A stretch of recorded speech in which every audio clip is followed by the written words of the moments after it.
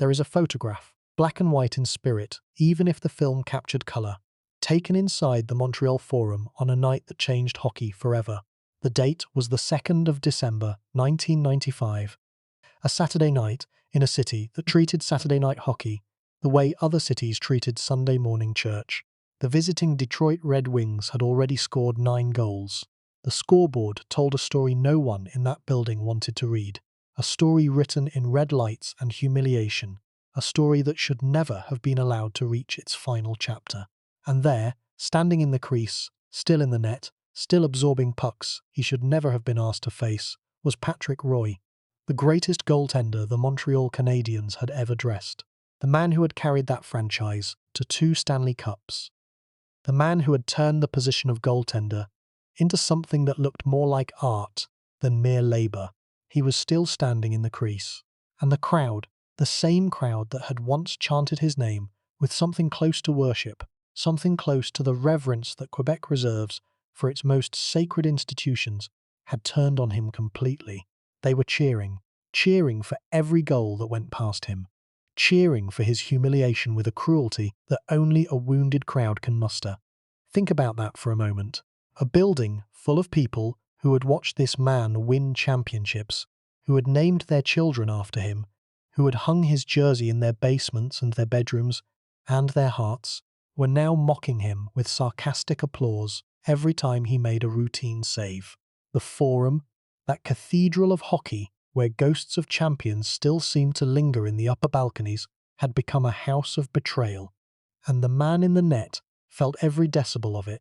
When the coach finally pulled him from the game, after the damage was done, after the humiliation had been seared into the memory of everyone watching in the building and everyone watching on television across the country, Patrick Roy walked to the bench. He did not hang his head. He did not slink quietly into the shadows, which is what most players would have done in that moment, what most human beings would have done when their entire professional life seemed to be collapsing in public view.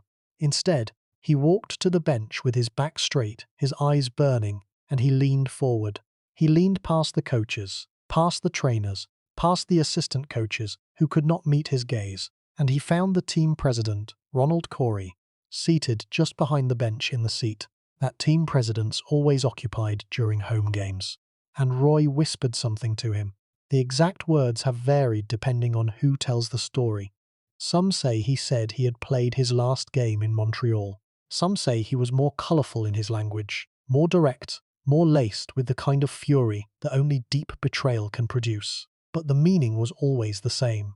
He told the president of the Montreal Canadiens that he was done. He was finished. He would never wear that jersey again. And he meant every syllable. He did not say it for dramatic effect. He did not say it in the heat of the moment, with the intention of cooling down and apologizing the next morning.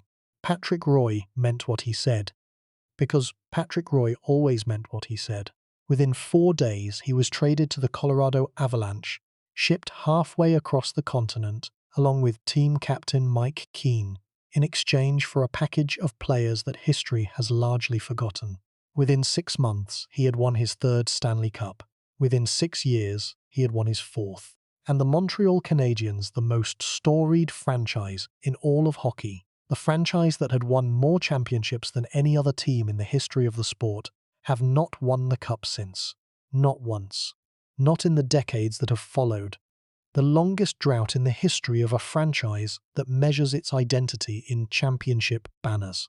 That single night in Montreal, that single walk down the bench, that single whisper to a man in a suit, changed the course of 2 franchises, altered the trajectory of the entire National Hockey League, and cemented a legacy that still casts a long and complicated shadow over the goaltending position more than 3 decades later.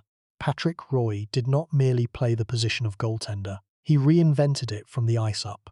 He reimagined what it meant to stand between the pipes, those 2 metal posts that framed the net, and face vulcanized rubber traveling at speeds that would terrify most human beings. He changed how goalies trained, how they practiced, how they prepared their bodies and their minds for the nightly assault of frozen rubber. He changed how they moved, replacing the upright stance that had defined the position for a century with a revolutionary technique that brought the goaltender to the ice itself. He changed how the world thought about what a goaltender could be, transforming the position from a necessary defensive role into something approaching athletic artistry.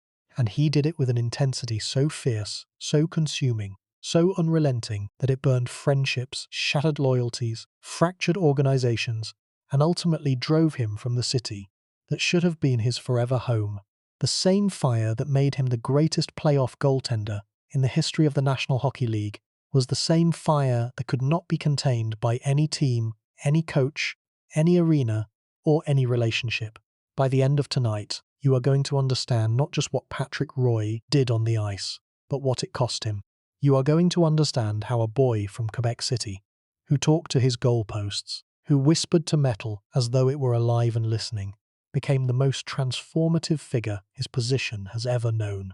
You are going to understand why his name is spoken in the same breath as Wayne Gretzky and Bobby Orr and Mario Lemieux, even though he never scored a single goal that mattered. Because in hockey, the man who stops the puck is often more important than the man who puts it in the net.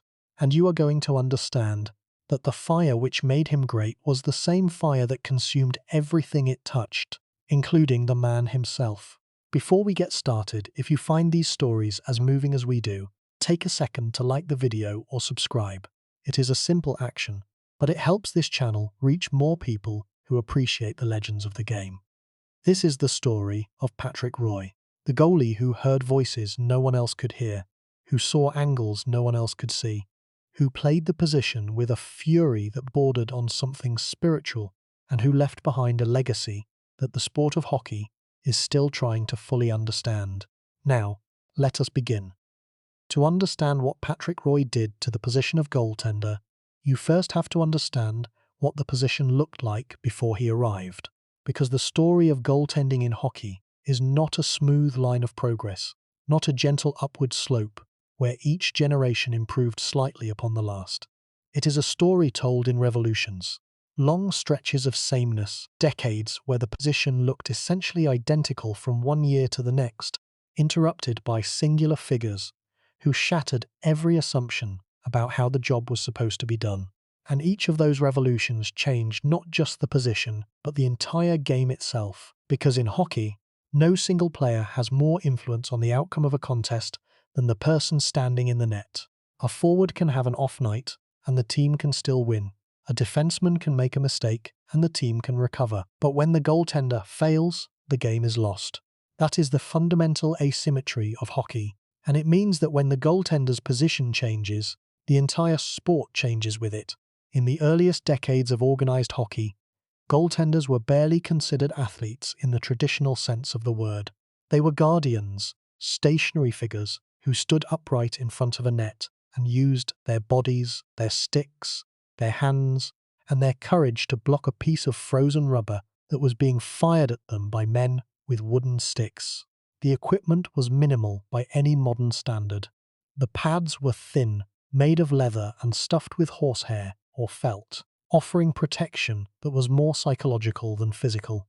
The gloves were barely modified from regular hockey gloves, and the masks did not exist at all. For the first 6 decades of professional hockey, goaltenders faced shots to the face with nothing between them and the puck except their reflexes and their willingness to accept pain as part of the job description. Goaltenders in the 1920s and 1930s played standing straight up.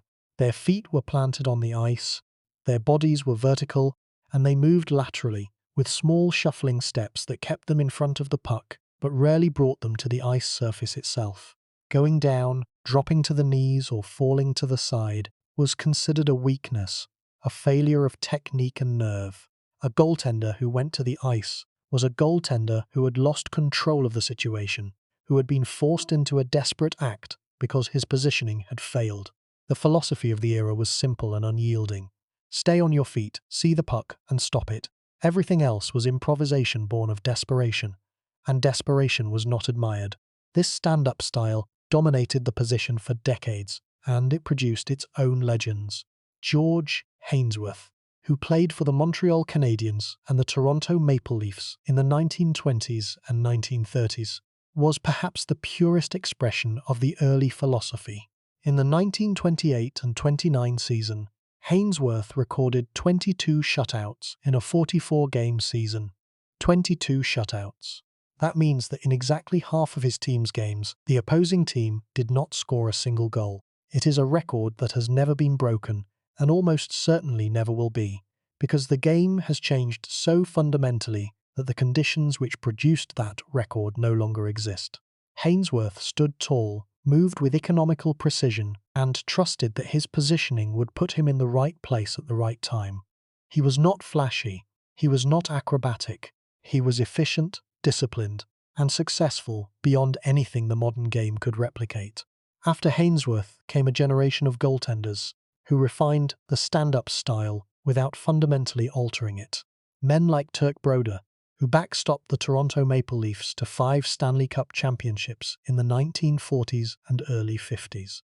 Broder was round, genial, and deceptively quick, a goaltender who made the position look effortless because his positioning was so precise that he rarely needed to make spectacular saves. He anticipated the play, placed himself in the correct spot, and let the puck hit him. It was a style built on patience and intelligence, and it worked because the game itself was structured in a way that rewarded those virtues. Shots came from predictable locations, offensive systems were relatively simple, and the pace of play, while fast by the standards of the day, was manageable for a goaltender who stayed on his feet and read the game with care. Then came Terry Sawchuk, and Sawchuk was the first to suggest, through his body language and his stance, that the position might contain possibilities that the stand-up purists had not considered.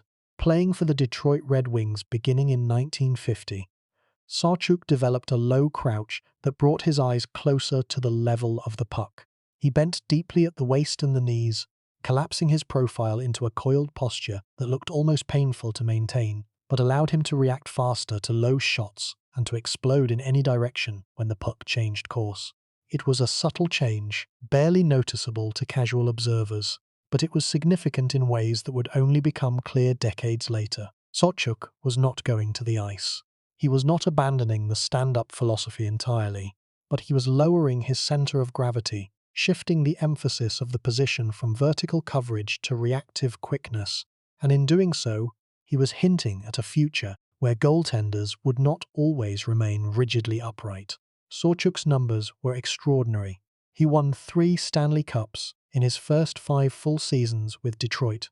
He posted a career goals against average of 1.94 across 106 playoff games, a number that reflects a level of dominance that is difficult to comprehend in the modern context.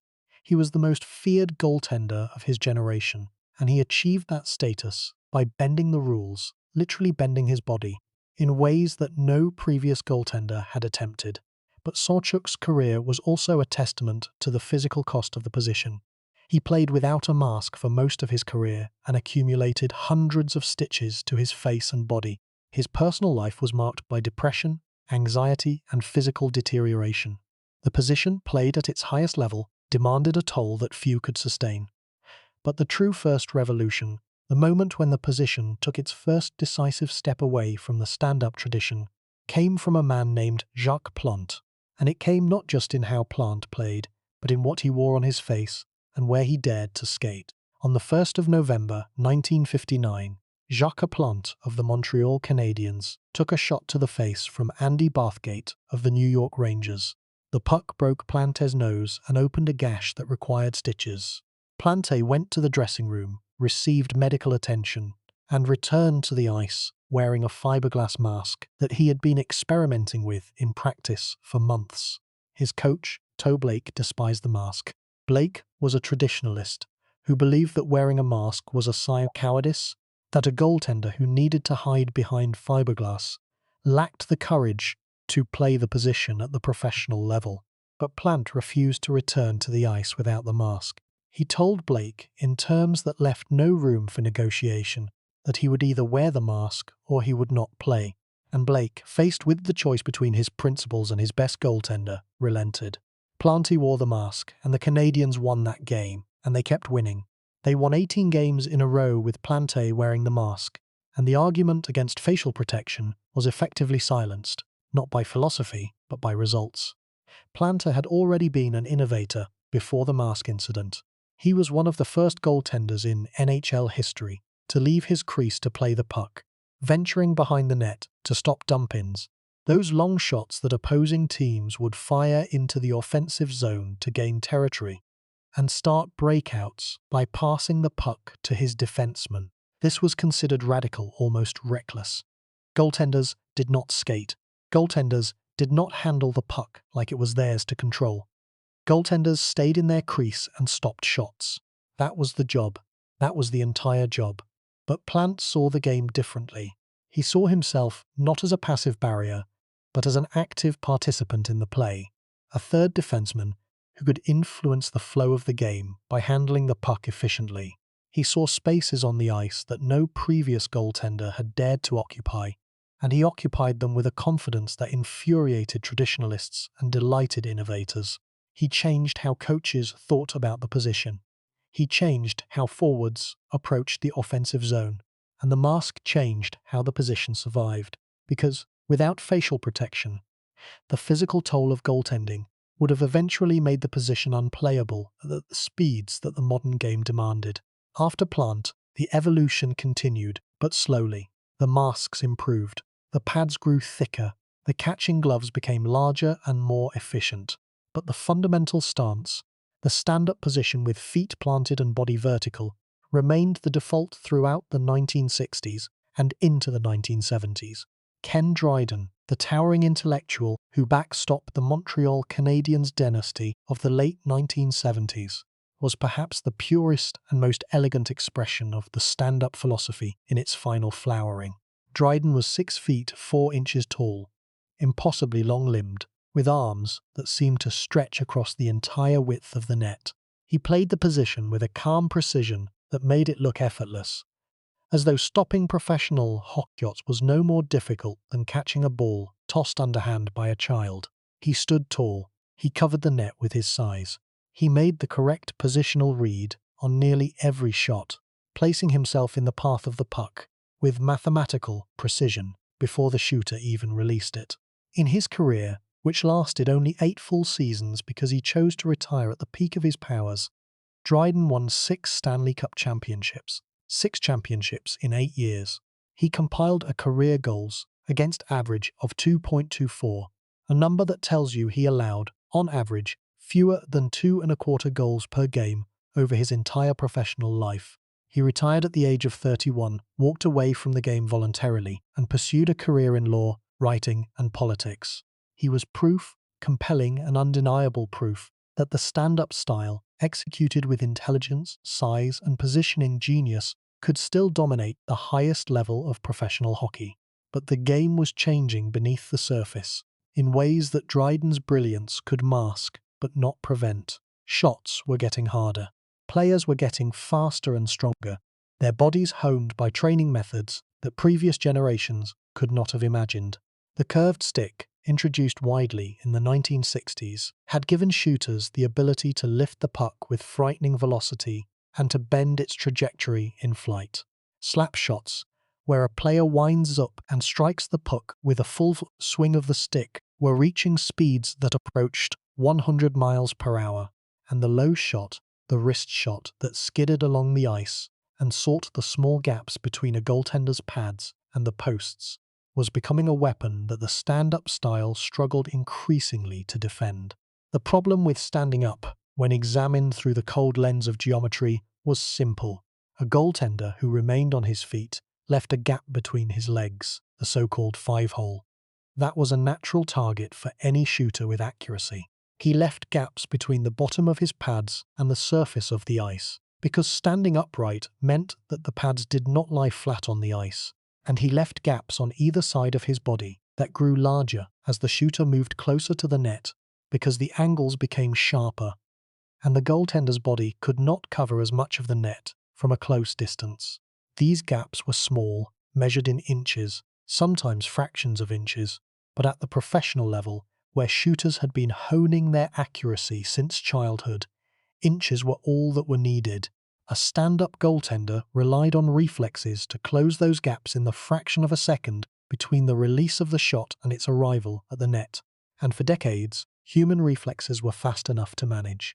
But as the game accelerated through the late 1970s and into the 1980s, as coaching systems grew more sophisticated and created more high-quality scoring chances per game, as the one-timer, that devastating play where one player passes the puck to a teammate who shoots it in one motion without stopping it first, became a standard offensive weapon, the reflexive demands placed on stand-up goaltenders approached and then exceeded what the human nervous system could sustain. There were hints of what was coming, whispers of a revolution that had not yet found its champion. Glenn Hall, who played from the 1950s through the early 1970s, had developed a style where he would occasionally drop to his knees and spread his pads outward in a V-shape, covering the lower portion of the net, while his upper body remained relatively upright. This was an early instinctive version of what would later be called the butterfly. Hall did not do it systematically. He did not practice it as a technique.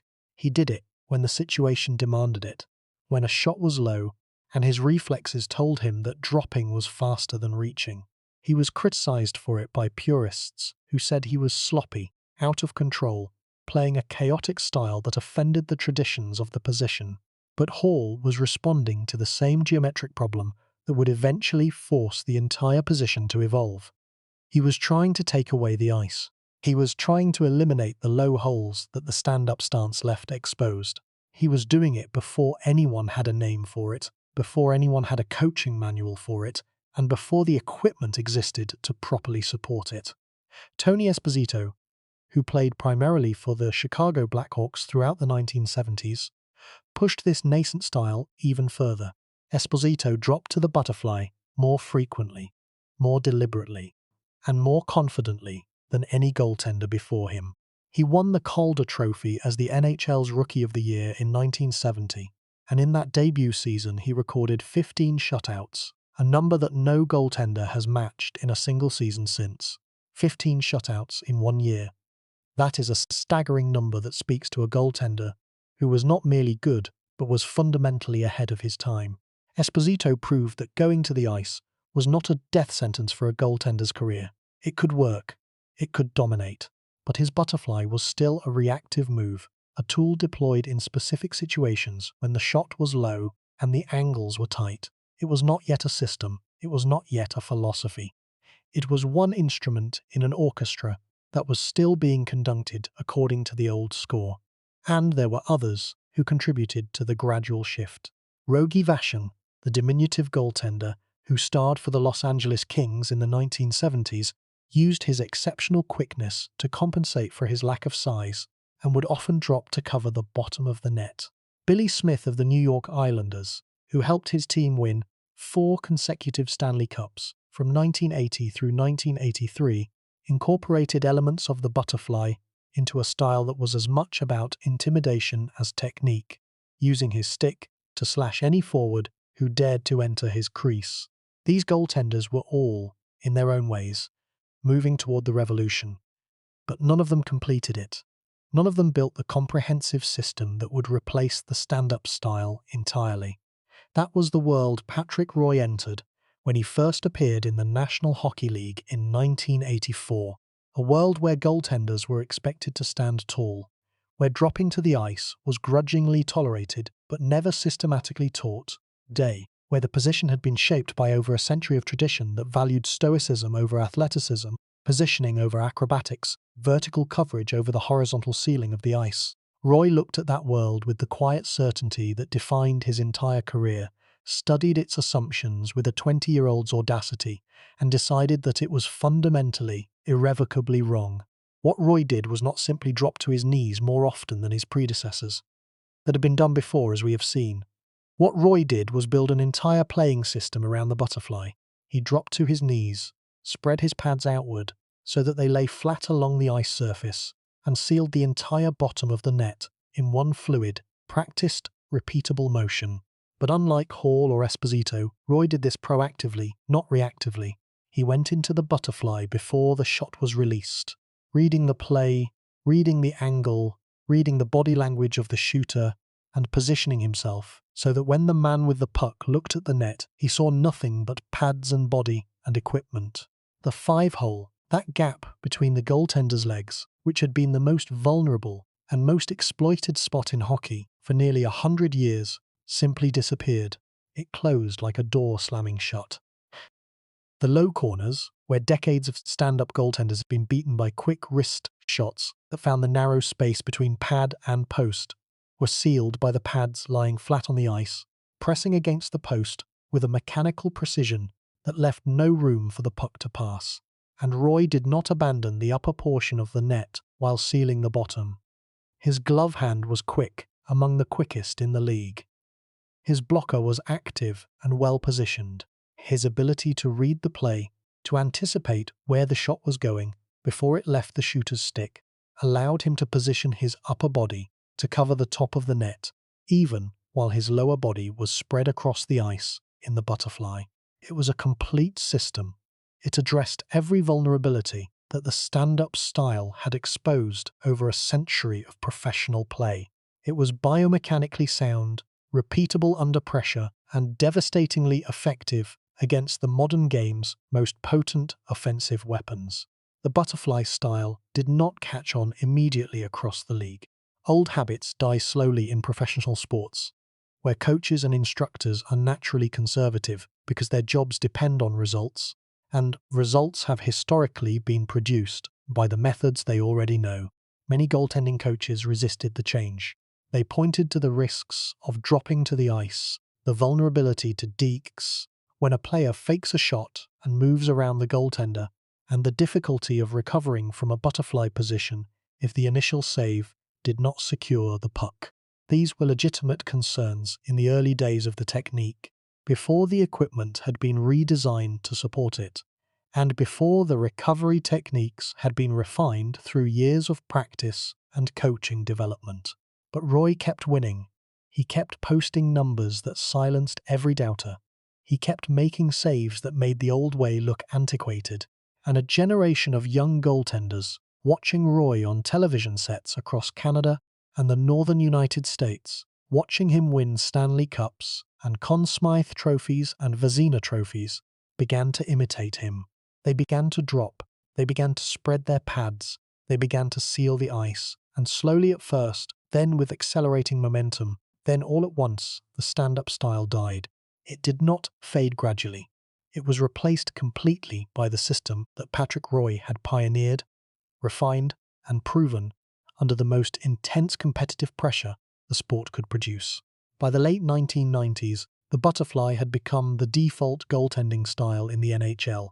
By the early 2000s, it was virtually universal. Stand-up goaltenders were extinct, relics of a previous age who existed only in historical footage and in the memories of aging fans. The position had been completely, thoroughly, and permanently transformed. Goalie equipment evolved to support the new style. Pads became wider and were engineered with internal structure that caused them to flare outward when the goaltender dropped into the butterfly. Chest protectors grew larger. Gloves were redesigned for the angles that the butterfly created.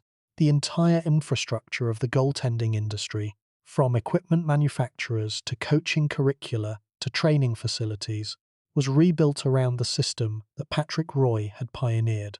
Every goaltender who plays in the modern NHL, whether they know it or not, whether they have ever watched a single minute of Patrick Roy's career or not, plays a style that traces directly back to the crease in the Montreal Forum, where a young man from Quebec City decided that the old way was not good enough, and the new way had not yet been invented.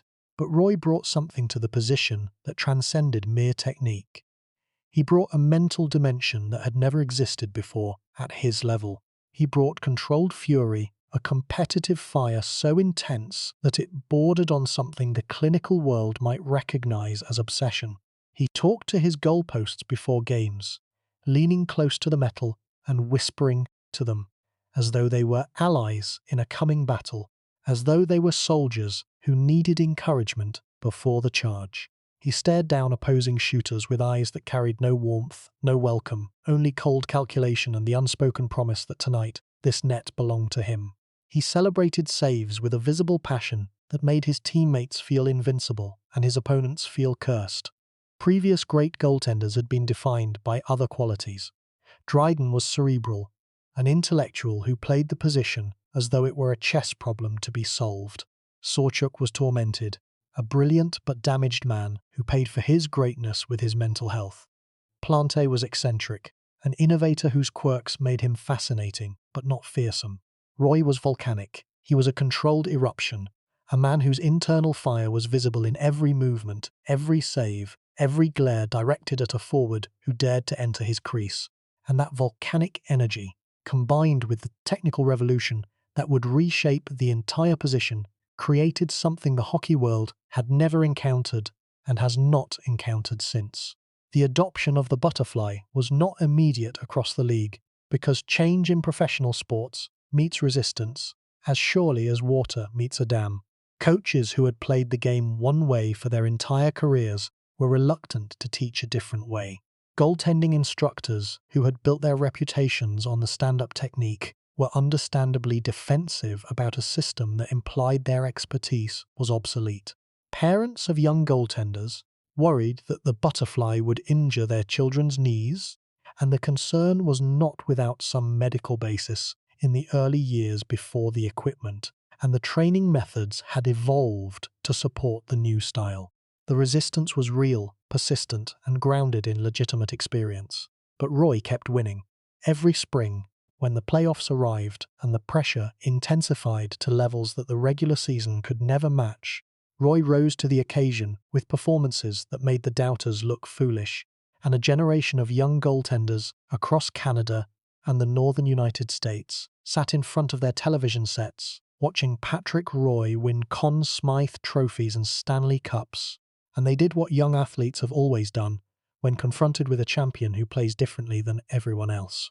They imitated him. In youth hockey rinks from Vancouver to Halifax, from Duluth to Detroit, young goalies began dropping to the butterfly. Their coaches objected, their instructors frowned. But the children had seen what worked on the biggest stage in the sport, and they wanted to play like Patrick Roy. That is the revolution. That is the scale of what one goaltender did to a position that had existed for over 100 years. He did not just play the game better than his predecessors. He changed what the game looked like. He changed the geometry of the net. He changed the economics of the goaltending equipment industry. He changed the training methods of every goaltending coach on the face of the earth. And he changed the fundamental expectation of what a goaltender was supposed to do when a puck was heading toward the net. And all of that, every word of it, is just the foundation. The story of Patrick Roy himself, the man inside the mask, the human being behind the technique, is something far more complex, far more intense, and far more human than any technical revolution could ever capture on its own. The butterfly was his gift to the sport.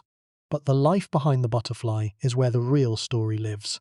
Patrick Roy was born on the 5th of October 1965 in Quebec City, the ancient capital of the province of Quebec, a city built on cliffs above the St. Lawrence River, where French was the language of the streets, of the schools, of the churches, and of the hockey rinks that dotted every neighborhood. He grew up in a francophone household in a city that breathed hockey the way other cities breathed politics or religion or commerce. Quebec City was not just a hockey town, it was a hockey civilization. The cold arrived early in autumn and lingered deep into spring, and during those long months, the outdoor rinks, filled with children and teenagers and men who played until their fingers were numb and their lungs burned from the frozen air. The game was not a pastime in Quebec City, it was a birthright. It was woven into the culture so deeply that a boy who did not play hockey was considered almost exotic.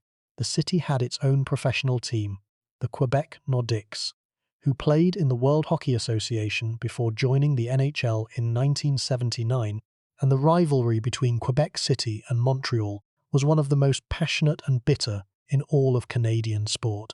The two cities represented different visions of Quebec identity, different social classes, different cultural aspirations, and when their hockey teams met, the games carried a weight that transcended athletics.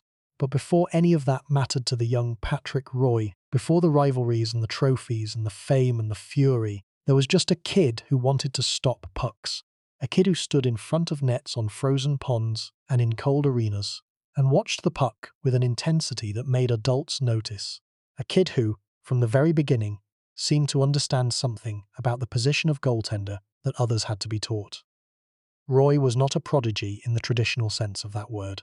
He was not blessed with extraordinary size. He would grow to about 6 feet tall in his prime, which was adequate but not imposing for a goaltender in an era when the position was beginning to favour taller players.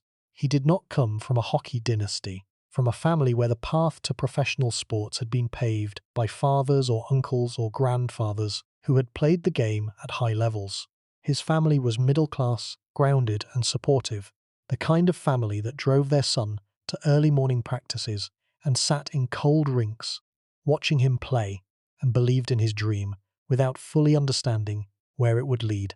There was no bloodline of professional athletes charting his path, no inherited advantage beyond the genes and the environment that Quebec City provided to any child who wanted to play the game.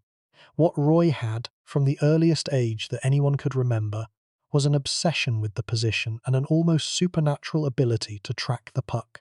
Former teammates and coaches who watched him play minor hockey in Quebec have spoken about his focus in terms that border on the reverential. Even as a young boy of 10 or 11 years old, he watched the puck with an intensity that made people uncomfortable. He did not just follow it with his eyes the way most young goalies did, passively observing its movement across the ice. He locked onto it. He tracked it through screens, through the forest of legs and sticks that cluttered the area in front of the net. He tracked it through traffic and chaos and the kind of scrambles that would cause most young goaltenders to lose sight of the puck entirely. It was as if the rest of the world disappeared when he was in the net, as if the arena and the crowd and the coaches and even his own teammates faded into a blur, and the only thing that existed in his entire universe was that small piece of vulcanized rubber. That focus, that almost trance-like concentration, would become the foundation of everything he achieved. He played his junior hockey with the Granby Bisons of the Quebec Major Junior Hockey League, known commonly as the QMJHL. Granby was not a powerhouse. The team was mediocre at best during Roy's tenure there, a small market club that lacked the resources and the recruiting reach of the league's elite programs. His individual statistics during his draft-eligible years were not spectacular by any conventional measure. He posted a goals against average that hovered around 5 during parts of his junior career, a number that would make most scouts wince, that would cause most evaluators to flip the page and move on to the next name on the list.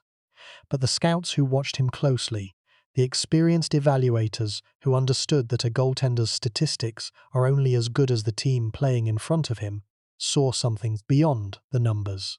They saw the way he moved. They saw the positioning instincts that suggested a mind processing the game at a speed that his body had not yet fully caught up with. They saw the butterfly drops that were still considered unconventional. Those moments when Roy would go to the ice and spread his pads, and suddenly the net behind him seemed to shrink, and they saw the fire. Even as a teenager, Patrick Roy played with an emotional intensity that separated him from every other goaltender in junior hockey, an intensity that was visible in his eyes, in his movements, in the way he reacted to goals scored against him, with a fury that suggested personal offense rather than professional disappointment. The Montreal Canadiens selected him in the 1984 NHL entry draft in the third round, 51st overall. That selection deserves a moment of contemplation. Third round, 51st overall. That is not where franchise-altering talents are usually found. That is not where legends are born. In the history of professional sports drafts, the third round is a place of hope and speculation, a place where teams take chances on players who have shown enough promise to warrant attention, but not enough certainty to justify a premium selection. 50 other players were chosen before Patrick Roy in that draft, and the vast majority of them have been forgotten by everyone except their families, their former teammates, and the most dedicated of hockey historians. But the Canadiens saw something.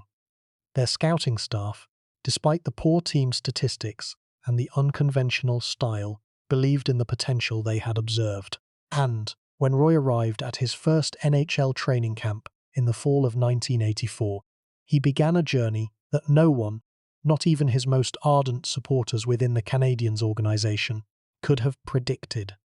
His first taste of NHL action came during the 1984 and 85 season when he appeared in exactly one single game, a brief appearance that left barely a ripple on the surface of the league's consciousness. He was sent back to junior hockey to continue his development, to play more games, to refine the technique that was still taking shape. He returned the following season as a backup, a young goaltender, learning the rhythms and demands of professional hockey behind a veteran. But circumstances, as they so often do in professional sports, intervened in ways that no one planned. The starting goaltender struggled. Roy got more opportunities, more starts, more ice time than anyone had anticipated. And when he played, he did not just perform adequately, he did not just fill in, he dominated. He was calm under pressure that would have crushed a more experienced player. He tracked the puck with that preternatural focus that had been evident since childhood, and he made saves that caused the veteran players on the Canadiens roster, men who had been playing professional hockey for a decade or more, to stop and stare.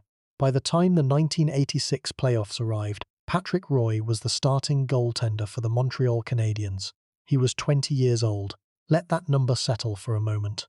20 years old and standing in the crease of the most pressure-filled arena in all of hockey, the Montreal Forum, where the ghosts of Planter and Dryden and Vachon and every other legendary Canadiens goaltender seemed to watch from the rafters where their banners hung.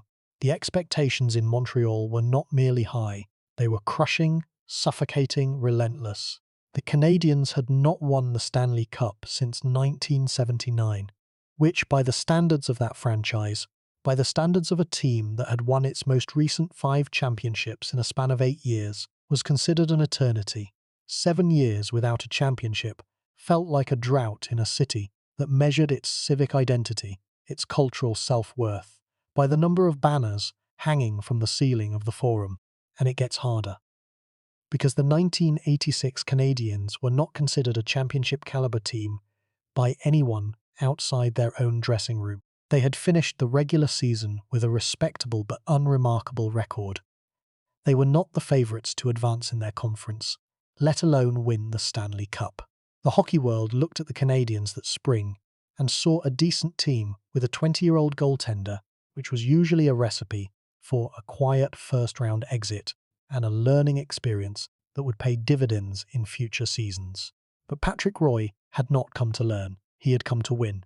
And what he did over the next 2 months rewrote the book on what a young goaltender could achieve in the crucible of playoff hockey.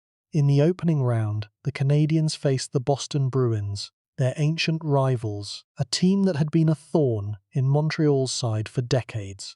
Roy was magnificent from the opening face-off of the series. He stopped everything Boston threw at him. He moved with a fluidity and confidence that veteran observers had not seen from a 20-year-old goaltender. He dropped into the butterfly with a precision that suggested years of experience rather than months of NHL service. The Bruins attacked. Roy stopped them. The Bruins adjusted. Roy adjusted faster. The Canadiens won the series, and Roy had announced himself. In the second round, they faced the Hartford Whalers, a team that was desperately trying to prove it belonged among the NHL's elite. Roy was even better. His positioning was impeccable, meaning he placed himself in the correct spot on the ice before the shot was released, so that when the puck arrived, it found him already waiting. His glove hand was a blur, snapping shots out of the air with a speed that seemed to defy the physics of reaction time. He shut down every offensive system Hartford designed to beat him. The Canadiens advanced again. In the conference finals, Montreal faced the New York Rangers, and this was where the legend truly began to crystallize in the minds of everyone who was paying attention. Roy was not just stopping pucks in this series. He was demoralizing shooters. He was taking away angles that professional hockey players, men who had been scoring goals since childhood, had been exploiting their entire careers. The Rangers would set up in the offensive zone with practiced precision. They would cycle the puck along the boards, moving it from player to player, with crisp passes designed to pull the goaltender out of position. They would create what should have been a perfect scoring chance, a clean look at the net from a dangerous area. And then they would watch, with mounting frustration and disbelief, as Roy calmly slid into position and swallowed the shot as though it were the easiest thing in the world. The Canadiens won the series and advanced to the Stanley Cup final. Their opponent in the final was the Calgary Flames, a team that had finished the regular season with the best overall record in the National Hockey League. Calgary was a powerhouse by any definition. They had scoring depth across all four forward lines. They had a defensive structure that was disciplined and physical. They had experienced goaltending of their own. On paper, the Flames should have beaten the Canadiens. The matchup favoured them in virtually every statistical category. But paper does not stop pucks. Patrick Roy does. In the Stanley Cup final, Roy was transcendent. That word is not used lightly. He operated at a level that seemed to exist outside the normal boundaries of athletic performance. He posted a goals against average in the final that defied belief for any goaltender, let alone a 20-year-old rookie playing in his first Stanley Cup final. He made saves that seemed to violate the geometry of the net, stopping pucks that should have been goals, pucks that any other goaltender in the league would have watched slide past him into the mesh.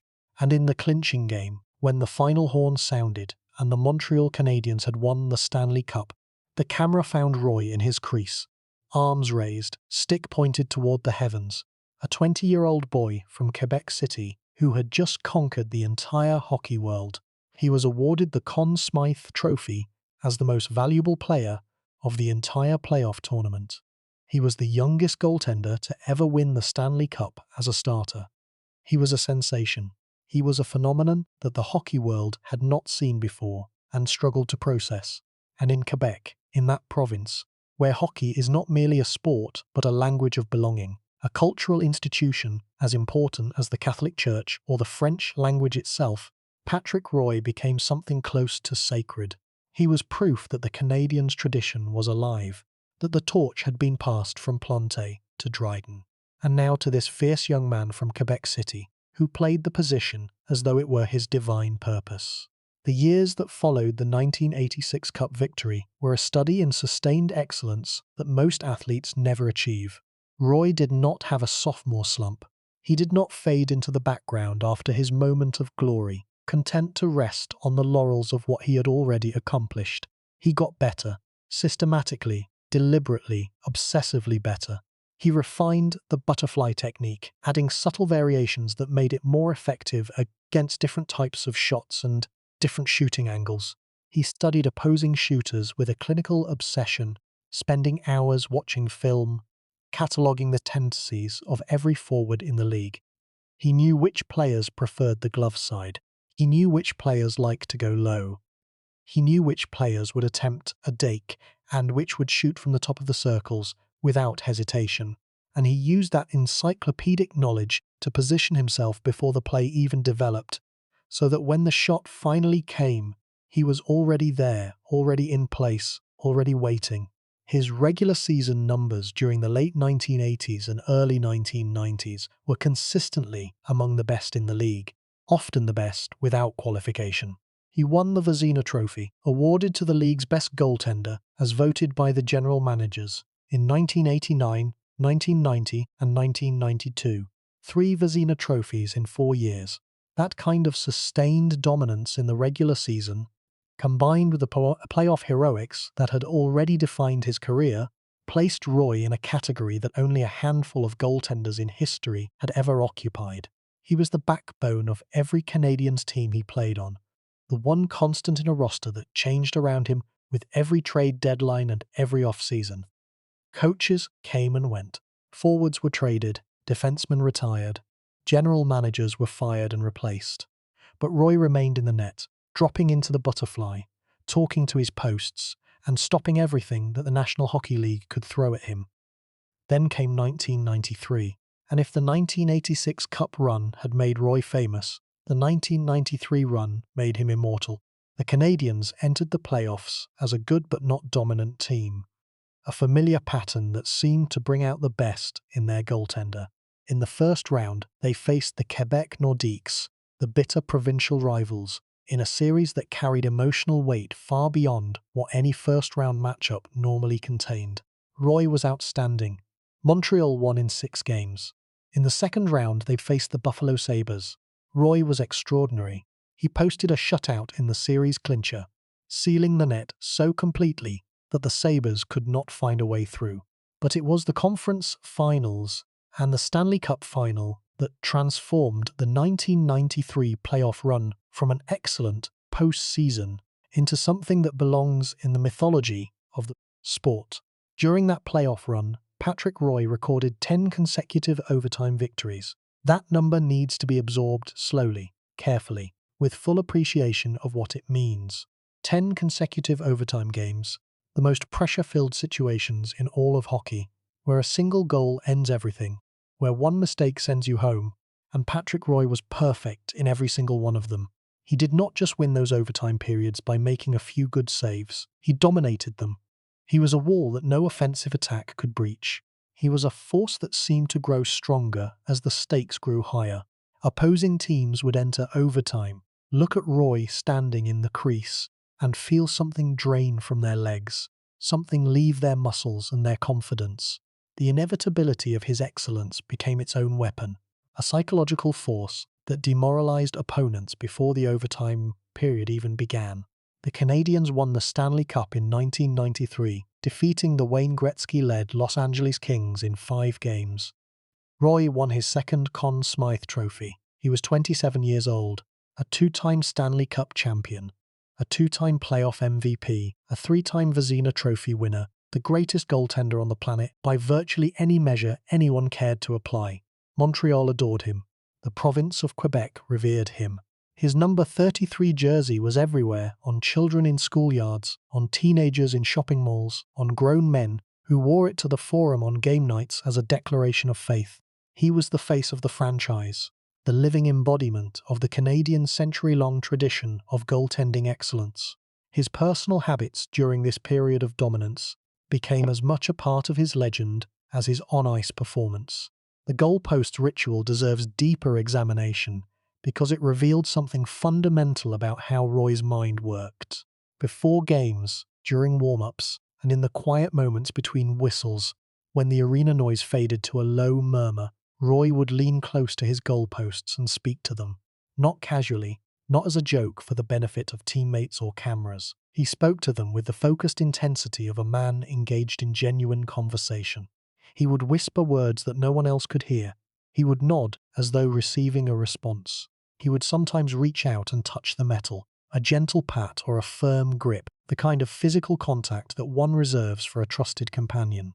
When reporters asked about this habit, Roy offered various explanations over the years, each one revealing and evasive in equal measure. Sometimes, he said, he was thanking the posts for their help, for the shots that hit them and stayed out of the net. Sometimes he described them as friends, as allies in the nightly battle against opposing forwards. Sometimes he simply smiled, a smile that suggested he knew exactly how strange it looked and did not care in the slightest, because what happened between him and his posts was private, personal, and no one else's concern. The habit was widely considered eccentric, a charming quirk that added colour to the personality of an already colourful athlete. But it spoke to something deeper about how Roy experienced the position of goaltender. For him, the crease was not merely a designated area on the ice, a painted rectangle where the rules of hockey granted him certain privileges and protections. It was his territory, it was his domain. It was a sovereign space over which he exercised absolute authority, and every element within it, including the posts themselves, was part of his kingdom. The posts were not inanimate obstacles to him. They were participants in the effort, components of a defensive system that began with his mind, extended through his body, and included the metal that framed the net he was sworn to defend. His training regimen during the peak years of his career reflected the same obsessive attention to detail that characterized his game-day performance. Roy was among the first goaltenders to embrace comprehensive off-ice training, working with fitness coaches and sports psychologists to develop not just his physical capabilities, but his mental resilience. He studied videotape of opposing shooters with the methodical thoroughness of a scholar reviewing primary sources. He kept mental files on every significant forward in the league, files that contained information about their preferred shooting positions, their tendencies in pressure situations, their habits on breakaways and power plays. He knew which shooters went glove side under pressure, and which reverted to the 5-hole when their confidence was shaken. He knew which players would attempt a deke when they had time, and which would simply fire the puck as hard as they could and hope for the best. This preparation was not visible to the casual fan, who saw only the saves and the celebrations and the whispered conversations with the goalposts. But it was the foundation upon which everything visible was built. The spectacular save that appeared instinctive was, in reality, the product of hours of preparation and study that had positioned Roy correctly before the play even developed. The calm composure he displayed in overtime, that eerie stillness that seemed to intensify as the pressure grew, was the product of mental training that had conditioned his mind to treat pressure as fuel rather than as a weight.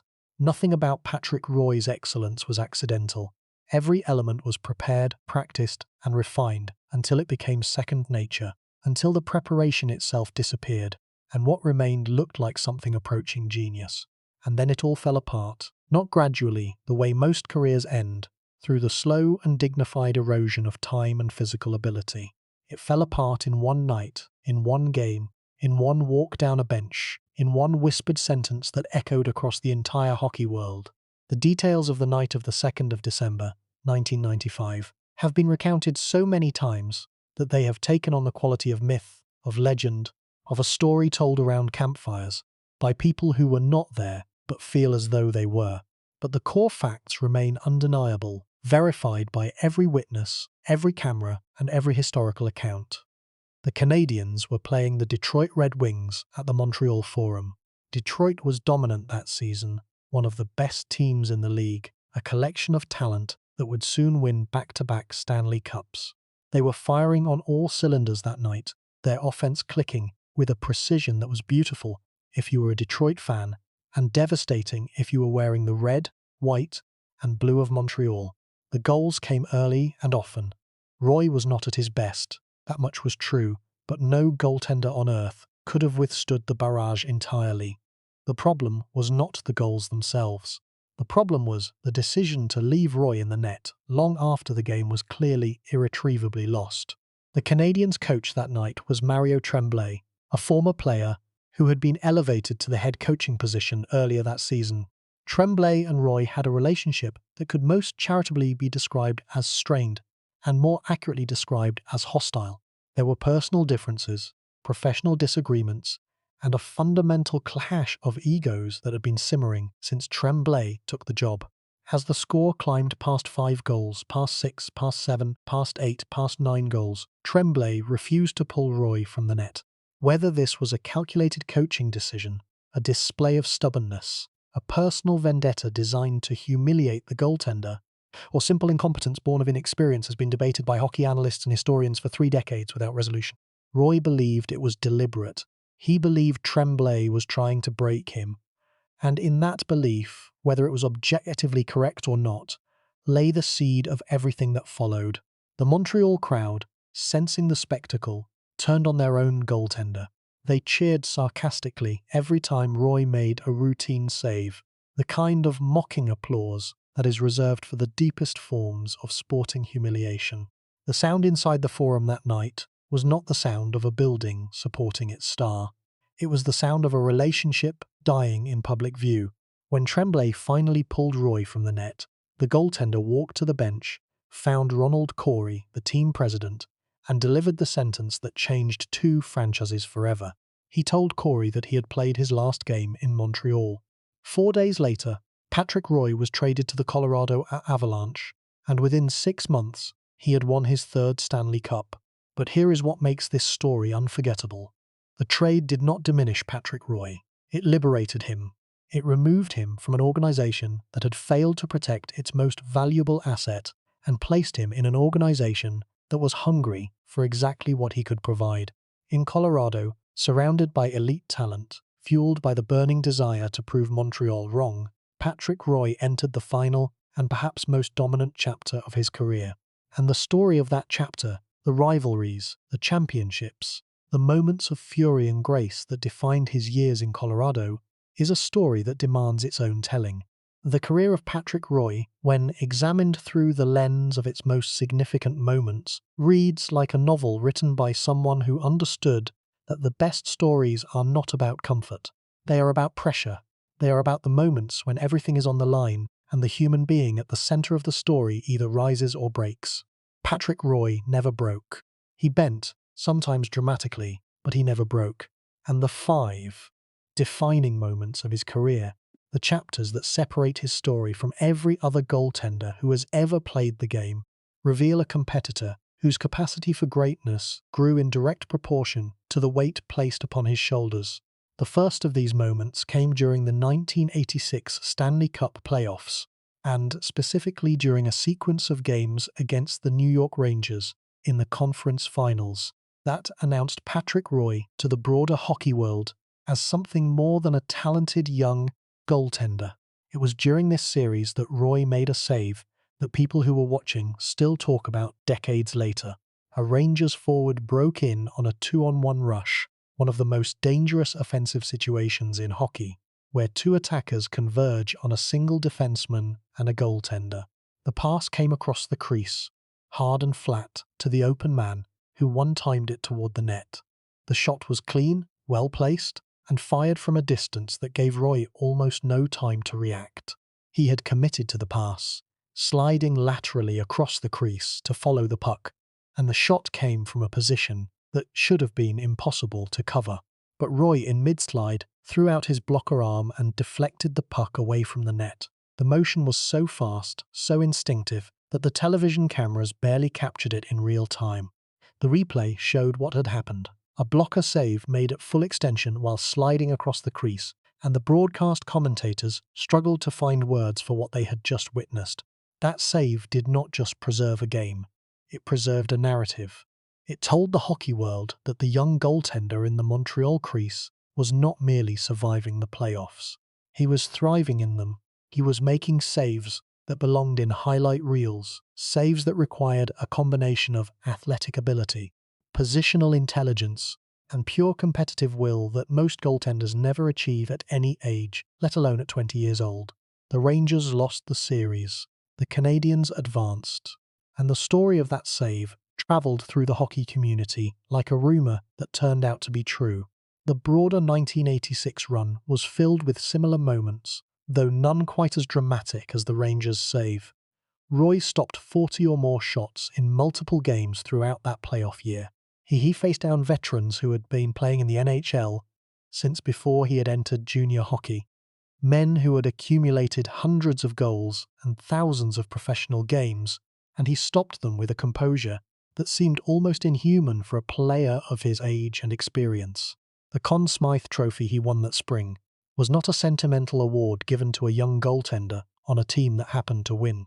It was a recognition of the cold, objective, statistical, and observational reality that the Montreal Canadiens would not have advanced past the first round of the playoffs, let alone won the Stanley Cup, without Patrick Roy performing at a level that redefined expectations for the position. Every scout, every coach, every general manager in the league who watched that playoff run understood that they had just witnessed something that transcended the normal boundaries of athletic development. A 20-year-old had not just participated in a championship run, he had carried one.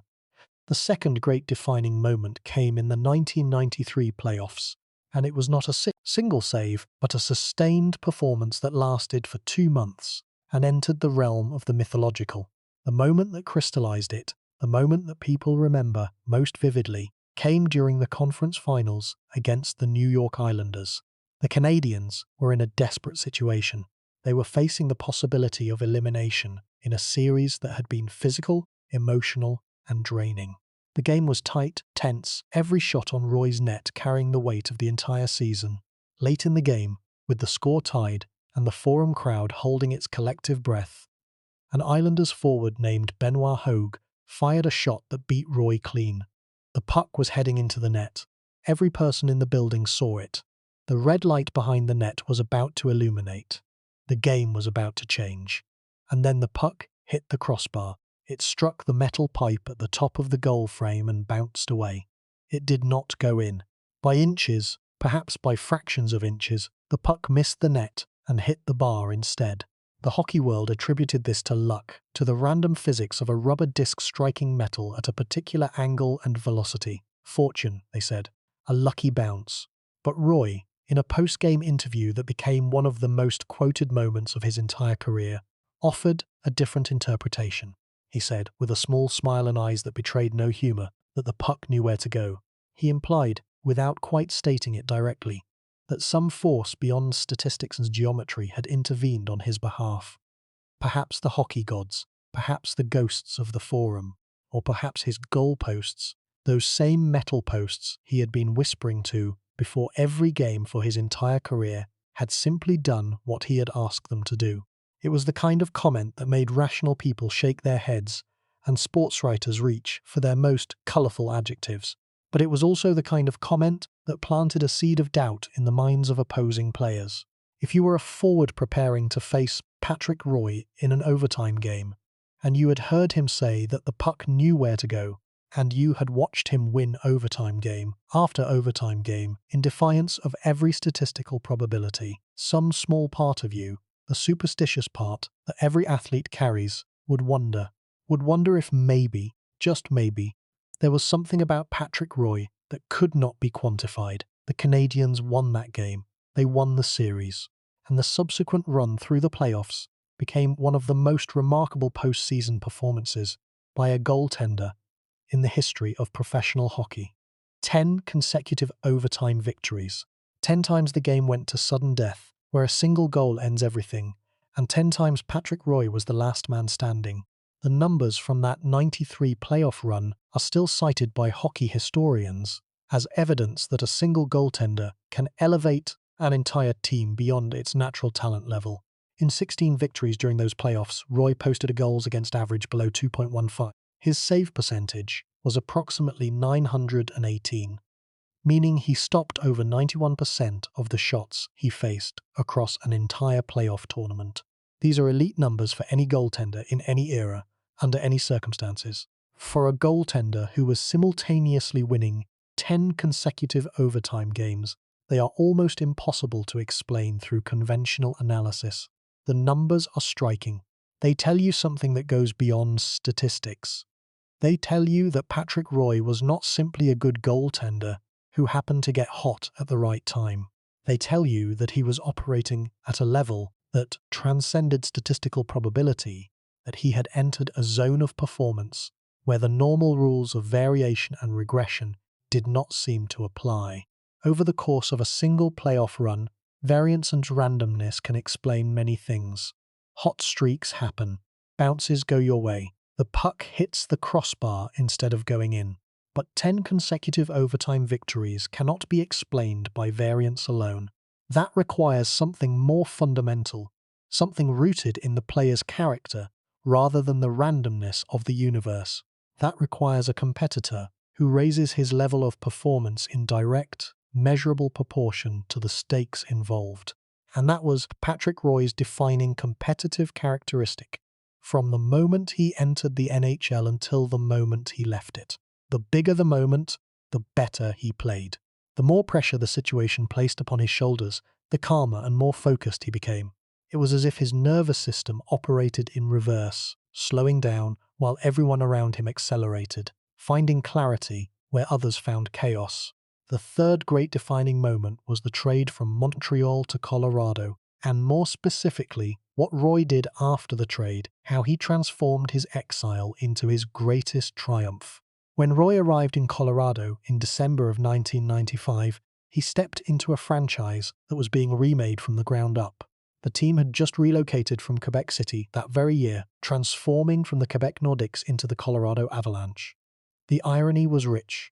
Roy, the boy from Quebec City, who had dreamed of playing for Montreal, who had grown up in the shadow of the Nordiques, was now playing for the franchise that had once been his hometown team.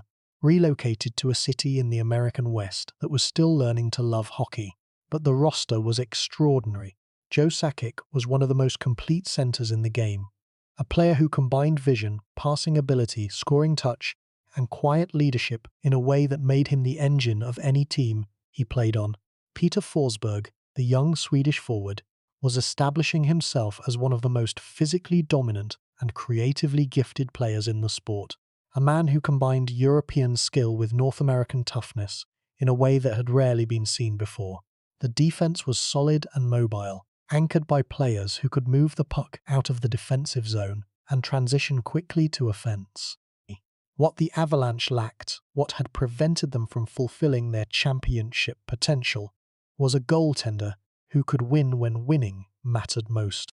They had goaltenders who were competent, professional, and capable of performing well in the regular season, but the playoffs demanded something more. The playoffs demanded a goaltender who had been there before, who had tasted the champagne and lifted the cup, who could stand in the crease during a Game 7 and radiate the kind of calm confidence that settled the nerves of every teammate on the bench. The playoffs demanded Patrick Roy. His presence in the Avalanche locker room changed the culture of the team immediately from the first day he walked through the door.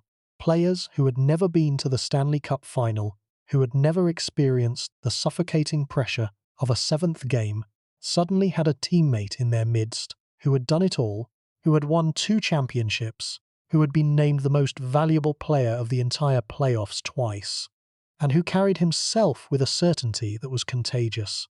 Roy did not give speeches. He did not need to. His presence was the speech. His resume was the motivational poster. And his performance in the net, from the moment he arrived in Colorado, told his new teammates everything they needed to know about what was now possible. In the spring of 1996, just 6 months after the most traumatic event of his professional career, Patrick Roy won his 3rd Stanley Cup. The Avalanche swept the Florida Panthers in the final, 4-0, in a series that was not as close as even that lopsided result suggests. Roy was magnificent throughout the entire playoff tournament, but his performance in the final was particularly noteworthy because it carried a subtext that everyone in the hockey world understood. Every save he made, every game he won, every shutout period he posted was a message directed as much at the Montreal Canadiens as at the Florida Panthers. He was proving that the trade had been a catastrophic mistake. He was proving that he was still the best playoff goaltender in the world. And he was proving that no organization, however storied, however wealthy, however tradition-laden, was bigger than Patrick Roy. When the final horn sounded after the last game and the Avalanche celebrated on the ice at the Miami Arena, Roy stood in his crease for a moment with his arms raised to the sky. The image was triumphant and pointed simultaneously, a celebration of what he had achieved and a rebuke of what Montreal had thrown away. He had won the cup without the Canadiens. He had won it in his first year in Colorado, and the message was heard across the entire hockey world, from the offices of the NHL commissioner to the living rooms of fans in Montreal who were beginning to understand, with growing horror, the magnitude of what their team had lost. The 4th defining moment came wrapped inside what many consider the greatest rivalry in the history of the National Hockey League during the post-expansion era: the Colorado Avalanche and the Detroit Red Wings. This rivalry had everything. It had elite talent on both sides of the ice, with Sakic and Forsberg and Roy matched against Steve Yzerman, Sergei Fedorov, Nicklas Lidstrom, and the brilliant coaching of Scotty Bowman. It had physical brutality that pushed the boundaries of what was acceptable, even in a sport that had always embraced controlled violence. It had enforcers like Claude Lemieux and Darren McCarty engaging in confrontations that went beyond the normal code of hockey fighting and entered a territory that was raw, personal, and sometimes frightening. It had coaching chess matches between Mark Crawford and Bowman, 2 of the sharpest minds in the sport, each trying to outmaneuver the other over the course of a 7-game series. And at the center of it all, like 2 opposed forces of nature, were the goaltenders. The rivalry exploded into full flame during the 1996 conference finals, when Colorado eliminated Detroit on the way to winning the Stanley Cup. Detroit had posted 62 victories during the regular season that year, a record that stood as the most wins in a single season for over a decade. They were considered the best team in hockey, perhaps one of the best teams ever assembled. And Colorado, powered by Roy's postseason brilliance, knocked them out. The loss did not just disappoint Detroit, it devastated them. It humiliated a franchise that believed, with considerable justification, that it was the best team in the world, and it created a desire for revenge that burned through the following season and beyond. The following March, in 1997, the two teams met in a regular season game that became one of the most famous nights in NHL history. The game was not important in the standings. It was a regular season game in March, one of 82 on the schedule, the kind of game that most teams approach with professional attention but not playoff urgency. But this was not most rivalries, and these were not most teams. The grudge from the previous year's playoff series had been simmering for months, and on this night, it boiled over. The fight between Darren McCarty and Claude Lemieux became the centerpiece of the evening's violence. It was born from a hit that Lemieux had delivered during the previous year's playoff series, a hit from behind on Chris Draper of Detroit that had broken Draper's jaw, cheekbone, and nose. The hit had been considered dirty, dangerous, and worthy of a punishment that the league had failed to adequately deliver. Detroit remembered. McCarty remembered most of all. When the two players met on the ice that March night, McCarty attacked Lemieux with a ferocity that went beyond normal hockey fighting. It was an act of retribution, raw and unfiltered. But the moment that elevated the night from a memorable brawl to a cultural event in hockey history came when the goaltenders met at center ice. Patrick Roy and Mike Vernon, two competitors who harbored genuine animosity toward each other, dropped their gloves and fought. Goaltender fights are exceedingly rare in hockey. The two goaltenders start at opposite ends of the ice, over 170 feet apart, and meeting at center ice requires both of them to skate the length of the rink, a journey that takes long enough for rational thought to intervene and talk a reasonable person out of the endeavor. But Patrick Roy was not a reasonable person when his competitive instincts were engaged. He charged towards center ice, shedding the enormous pads and heavy equipment that goaltenders wore, and met Vernon in the neutral zone. They fought. The punches flew. Vernon, by most accounts, landed more blows and won the fight in any objective scoring of the exchange. But Roy did not care about winning a fistfight.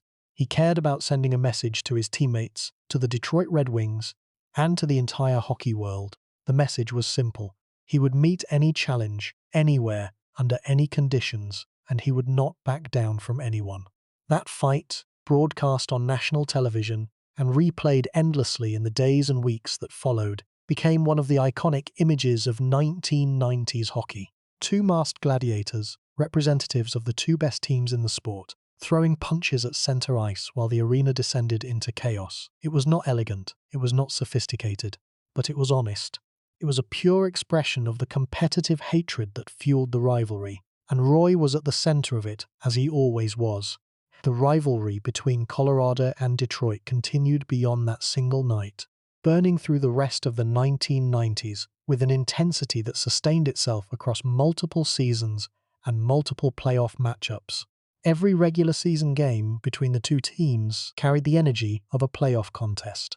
Every hit was delivered with extra force, every goal was celebrated with extra vigor, and every save Roy made against the Red Wings carried the weight of something personal, something that went deeper than the normal competitive motivations of professional hockey.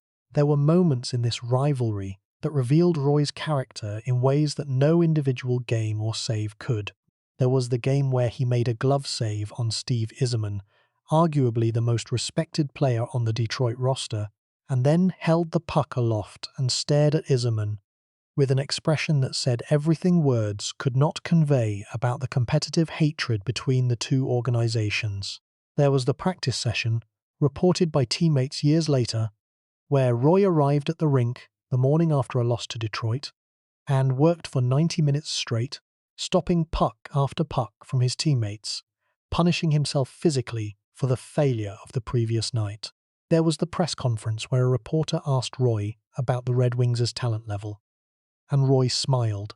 a thin smile that contained no warmth, and said that talent was only dangerous when it found the back of the net. And when he was in the net, talent had a way of disappearing. The rivalry also revealed Roy's ability to match his intensity to the emotional needs of his team.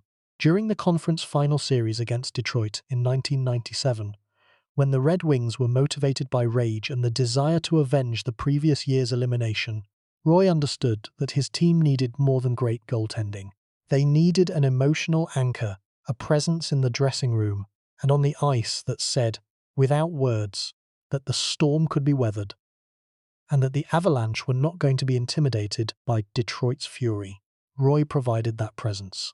He played with a steadiness that contrasted with the chaos around him, making saves in traffic, controlling rebounds, and maintaining the kind of composure that gave his teammates permission to do the same. Colorado lost that series, and Detroit went on to win the Cup. But the way Roy competed, the way he refused to flinch even as the momentum of the entire rivalry seemed to shift toward Detroit, earned him the respect of even his most bitter opponents. The 1998 season brought more frustration for Colorado. Detroit won the Cup again, cementing their status as the dominant team of the late 90s. For Roy, who had spent the first decade of his career as the central figure on championship teams, the experience of watching a rival celebrate was painful in a way that only a serial winner can understand. He had tasted the champagne. He had held the cup over his head. He knew what it felt like to be the best, and the knowledge that someone else currently held that title was a wound that did not heal during the off-season. He returned each autumn with the same hunger, the same intensity, the same determination to reclaim what he believed belonged to him and to the team he had chosen after Montreal had discarded him. The Avalanche retooled. They added pieces. They made trades designed to push them past Detroit and back to the top of the hockey world.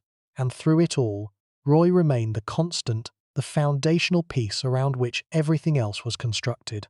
His body was aging, moving through his mid-30s now, and the physical demands of the butterfly style were taking their toll on his knees, his hips, and his back. But his mind was as sharp as it had ever been, his competitiveness undiminished, and his ability to elevate his performance in the postseason remained intact. He was no longer the young man who had won the cup at 20. He was an older warrior, bearing the scars of 15 years of professional hockey, still standing in the crease, still whispering to his posts, still refusing to yield. The fifth defining moment, and in many ways the most beautiful, came in the spring of 2001. The Avalanche entered those playoffs as a team on a mission that had transcended the normal motivations of professional sports. They had acquired Ray Bourque, the legendary Boston Bruins defenseman, in a trade during the 1999 and 2000 season. Bourque had played 21 seasons in the NHL, all of them in Boston, and he had never won the Stanley Cup. He was one of the greatest defensemen in the history of the game, a player whose skill, longevity, and professionalism were universally admired, and the fact that he had never lifted the cup was considered one of the most poignant injustices in all of sports. Bourque had waived his no-trade clause to come to Colorado specifically because he believed the Avalanche could win the championship. The pursuit of a cup for Bourque became a national narrative that transcended hockey and entered the mainstream consciousness of the North American sporting public. Roy embraced this mission with everything he had. He understood, as a 4-time Conn Smythe nominee and a 3-time Stanley Cup champion at that point, what the cup meant. He understood what it felt like to lift it and what it must have felt like for Bourque to watch other players lift it year after year while he stood to the side, and he channeled that understanding into his play, elevating his performance to a level that recalled the magic of his younger years. The Avalanche fought through the playoffs with the intensity of a team that believed it was playing for something larger than itself. They defeated the Vancouver Canucks in the first round. They battled past the Los Angeles Kings in the second round. In the conference finals, they faced the St. Louis Blues, a talented team that pushed Colorado to the brink. Roy was outstanding throughout, making the kinds of saves that quieted arenas and broke the spirits of opposing shooters. And then came the Stanley Cup final against the New Jersey Devils, a series that matched Roy against his great contemporary, Martin Brodeur. The Devils were a defensive powerhouse, a team built on the neutrals and trap, and the brilliant goaltending of Brodeur, who was himself making a case for the title of greatest goaltender of his generation. Brodeur played a different style than Roy, a hybrid approach that combined butterfly elements with exceptional puck-handling ability that essentially made him a third defenseman. The philosophical debate about which approach was superior, Roy's pure butterfly or Brodeur's hybrid innovation, had been a running conversation in hockey circles for years. The final would not settle that debate, but it would provide a 7-game showcase of two all-time great goaltenders at the peak of their competitive intensity. The series went the full 7 games. 7 games of the highest quality hockey the NHL could produce. Roy was brilliant, Brodeur was equally brilliant. The games were tight, every goal precious, every save enormous. And in the 7th game, played on the 1st of June, 2001, the Avalanche won by a score of 3-1. The Stanley Cup was heading to Colorado for the second time. The Conn Smythe Trophy was awarded to Patrick Roy, his third such award, tying a record that no other player had achieved. But the moment that the world remembers from that night, the moment that transcends statistics and trophies and records, is not about Roy at all. It is about what Roy did with the cup after it was presented to him. In the tradition of hockey, the captain of the winning team is the first to lift the cup.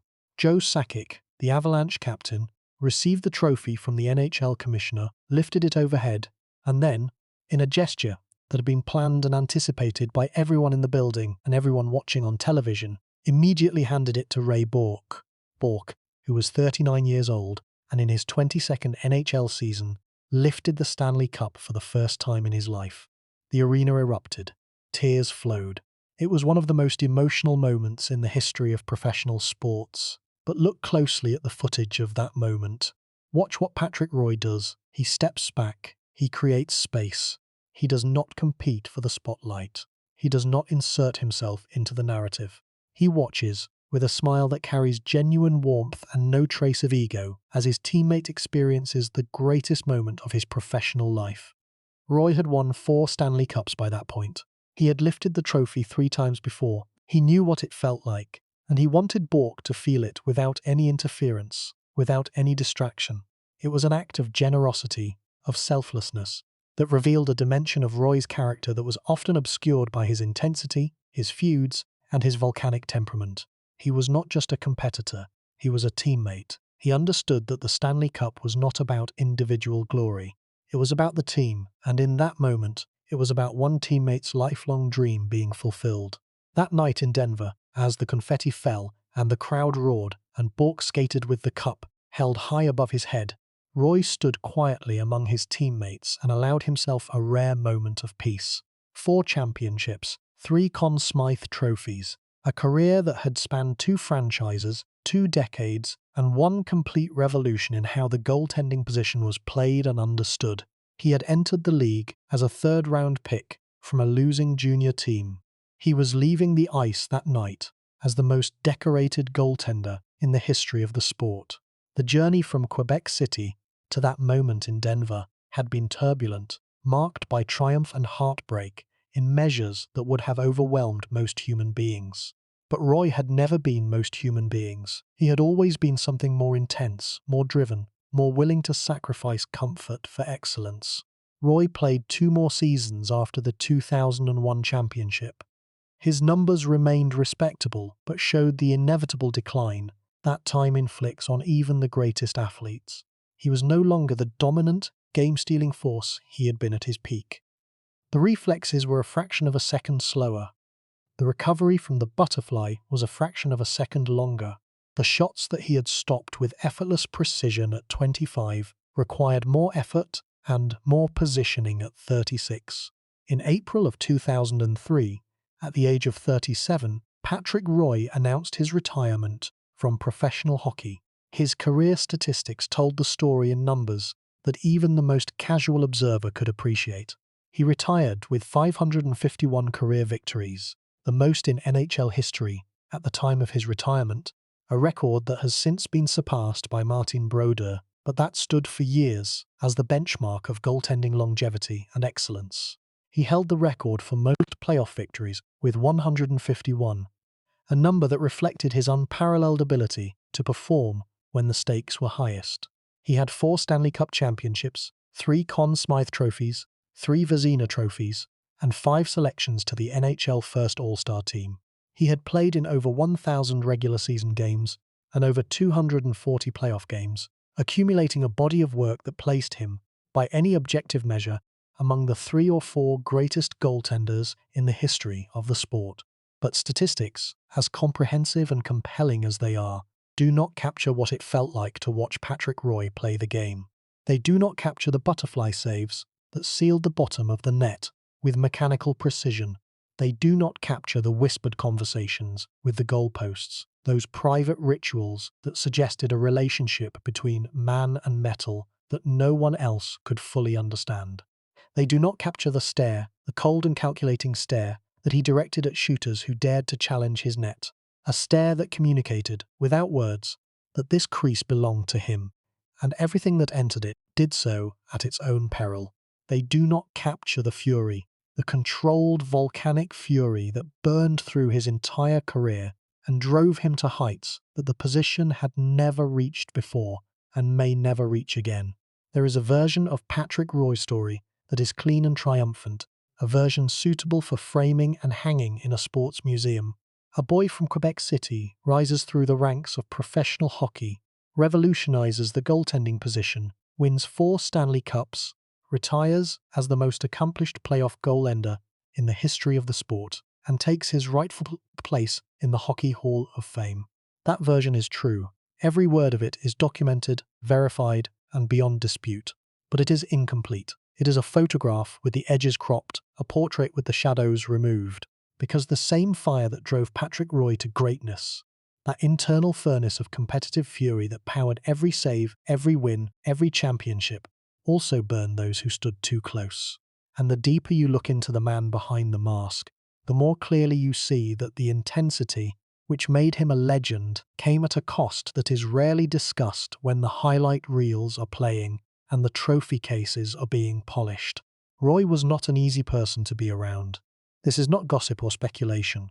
This is the consistent testimony of coaches, teammates, general managers, and opponents who spent years in close proximity to him and who have spoken candidly about the experience. His competitiveness did not have an off switch. It did not diminish when the game ended or when the practice began. It operated at the same searing intensity, whether the stakes were the Stanley Cup final or a Tuesday morning drill in October. He wanted to win every moment of every day, every exchange, every competition, however small or trivial it might appear to an outside observer. And when he did not win, when a puck found its way past him in practice, when a teammate beat him with a shot during a scrimmage, the frustration that followed could be volcanic in its expression. He would slam his stick on the ice with a force that echoed through the empty arena. He would shout at himself, his voice carrying the kind of raw anger that made people in the vicinity instinctively step back. And occasionally, in moments that his teammates learned to anticipate and navigate around, he would direct that anger outward, at the shooters who had beaten him, at the defensemen who had failed to clear a screen, at anyone whose actions had contributed, however marginally, to the indignity of a puck crossing his goal line. In a game situation, during a playoff series, this intensity was the most valuable weapon any team could possess. A goaltender who took every goal as a personal insult, who treated every save as a moral imperative, was a goaltender who would fight for every inch of the net until the final horn sounded. But in a practice setting, where teammates need to develop confidence and offensive skills, where young players need encouragement and veteran players need a relaxed environment to recover from the physical demands of the season, Roy's unrelenting intensity could be corrosive. It created tension. It made teammates hesitant to shoot in practice, which was the opposite of what a productive practice required. It established an emotional atmosphere that was charged with a kind of nervous energy that could be exhausting to endure day after day, month after month, season after season. His relationship with coaches was perpetually and fundamentally complicated by his need for control. The Tremblay incident in Montreal was the most public and most dramatic example, But it was not the only instance of Roy clashing with authority figures who attempted to manage his behaviour or limit his influence. Throughout his career, Roy had strong opinions about how the team should play, how the defense should protect the crease and clear rebounds, how the coach should manage line changes and game situations, and how the organization should construct its roster. He was not a silent goaltender who deferred to the coaching staff on matters of team strategy and game management. He was vocal, assertive, and sometimes combative in expressing his views.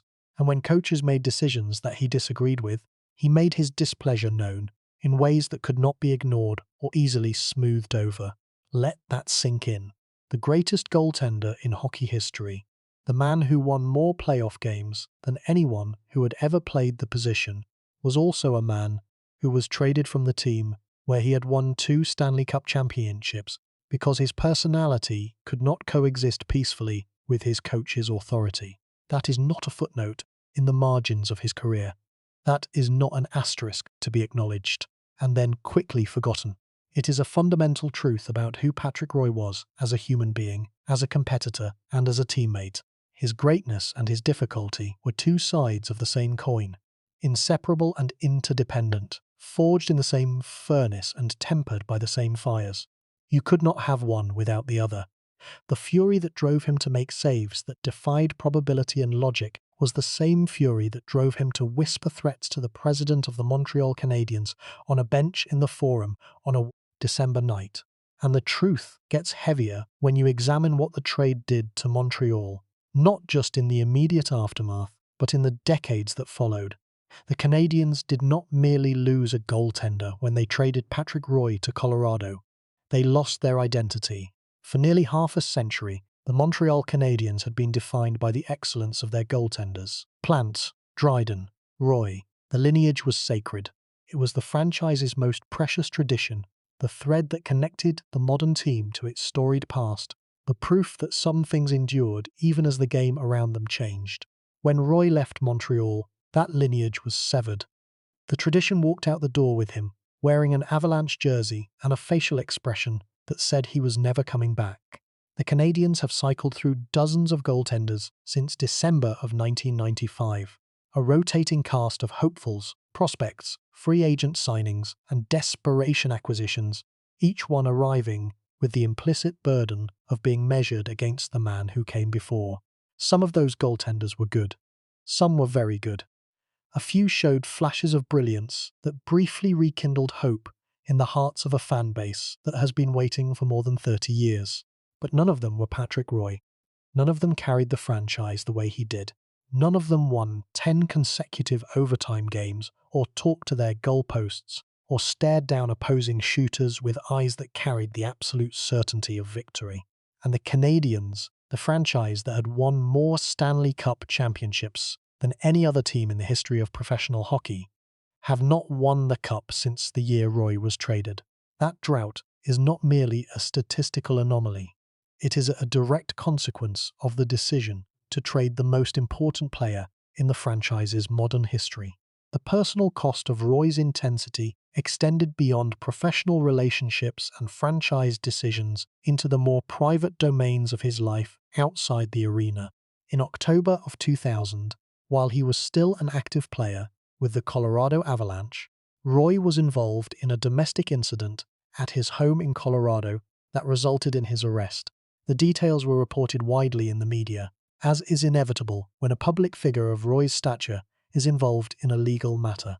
Without dwelling on specifics that belong to a private family, the incident was a reminder that the fire Roy carried was not limited to the ice surface. It followed him home. It burned in every room of his life, not just the ones with boards and glass and screaming fans. The legal proceedings resulted in a resolution that included community service. Roy publicly expressed remorse. But the incident was a permanent mark on a legacy that had otherwise been constructed entirely from competitive excellence and revolutionary technique. It was a reminder, unwelcome but necessary, that athletes are human beings with struggles and failings that no amount of championship rings can remedy. Let that sink in. The man who talked to his goalposts, who whispered to pieces of painted metal, as though they were sentient beings capable of hearing and responding, who treated the crease as a sacred space deserving of rituals and devotions, was also a man who struggled with the pressures and complexities of life beyond the arena glass. The mask he wore on the ice protected him from pucks travelling at 100 miles per hour. It did not protect him from the internal forces that his own intensity generated. After his retirement as a player in 2003, Roy pursued coaching, driven by the same competitive impulse that had defined his playing career. He first took over as head coach and co-owner of the Quebec Remparts in the Quebec Major Junior Hockey League, working with teenage players who were at the beginning of their own journeys in the sport. Roy was successful in junior hockey by conventional measures. He guided the Remparts to strong regular season records and won the Memorial Cup, the championship of Canadian junior hockey, in 2006. But his tenure was also marked by the same emotional volatility that had been his hallmark as a player. He was demanding of his young players, perhaps excessively so for teenagers who were still developing physically and emotionally. He was passionate on the bench, his reactions to goals and penalties and perceived missed calls visible to everyone in the arena. And in one incident that drew national attention and considerable criticism, Roy became involved in a physical altercation near the bench area during a junior hockey game, an incident that raised questions about whether his competitive intensity, so admired in an NHL goaltender, was appropriate in a man responsible for the development of young athletes. When Roy returned to the NHL as head coach of the Colorado Avalanche in 2013, he returned to the franchise where he had experienced his greatest triumphs as a player. The hockey world watched with fascination. Could Roy translate his playing excellence, his knowledge of the game, his competitive fire, into coaching success? The early returns were encouraging. In his first season behind the bench, the Avalanche improved dramatically, and Roy was awarded the Jack Adams Award as the NHL's Coach of the Year. The skills were there, the hockey mind was sharp, and the players responded to his intensity, at least initially. But subsequent seasons proved more difficult. The Avalanche's performance declined. Roy's coaching methods, particularly his emotional volatility and his need for absolute control over hockey decisions, created friction within the organization. In August of 2016, Roy resigned from the coaching position, citing a desire to have more input into the team's hockey operations, a desire that the Avalanche organization was unwilling or unable to accommodate. The pattern was achingly familiar to anyone who had followed Roy's career. A talented man, a fiery temperament, a need for control and authority that could not be satisfied within the collaborative structures that modern professional sports organizations required. A departure that felt inevitable in retrospect, even though people had hoped it might end differently. The coaching years revealed something essential about the nature of competitive greatness and its transferability. As a player, Roy's intensity had been directed inward, channeled through his own body and his own preparation into performances that he alone controlled. The crease was his kingdom, and within it, his authority was absolute. But coaching required a different kind of authority, one built on patience, delegation, and the willingness to accept that other people would make mistakes, without treating those mistakes as personal betrayals. Roy's fire, so perfectly suited to the isolation of the crease, burned too hot for the collaborative environment of the coaching bench. The same trait that made him untouchable between the pipes made him volatile behind the bench. It was not a failure of intelligence or hockey knowledge.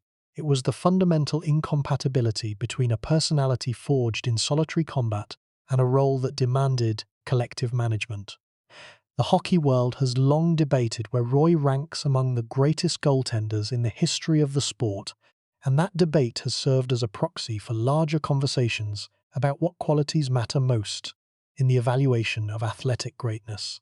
Is it the raw statistics, the wins and the goals against averages, and the save percentages that fill the record books? If so, Martin Brodeur, who eventually surpassed Roy's career win total, has a compelling claim. Is it the ability to dominate in the most important games, to elevate one's performance when the stakes reach their maximum? If so, Roy's 3 Conn Smythe Trophies and his 10 consecutive overtime victories in the 1993 playoffs make him almost impossible to surpass. Is it the impact on the position itself, the degree to which a player changed how the game is played?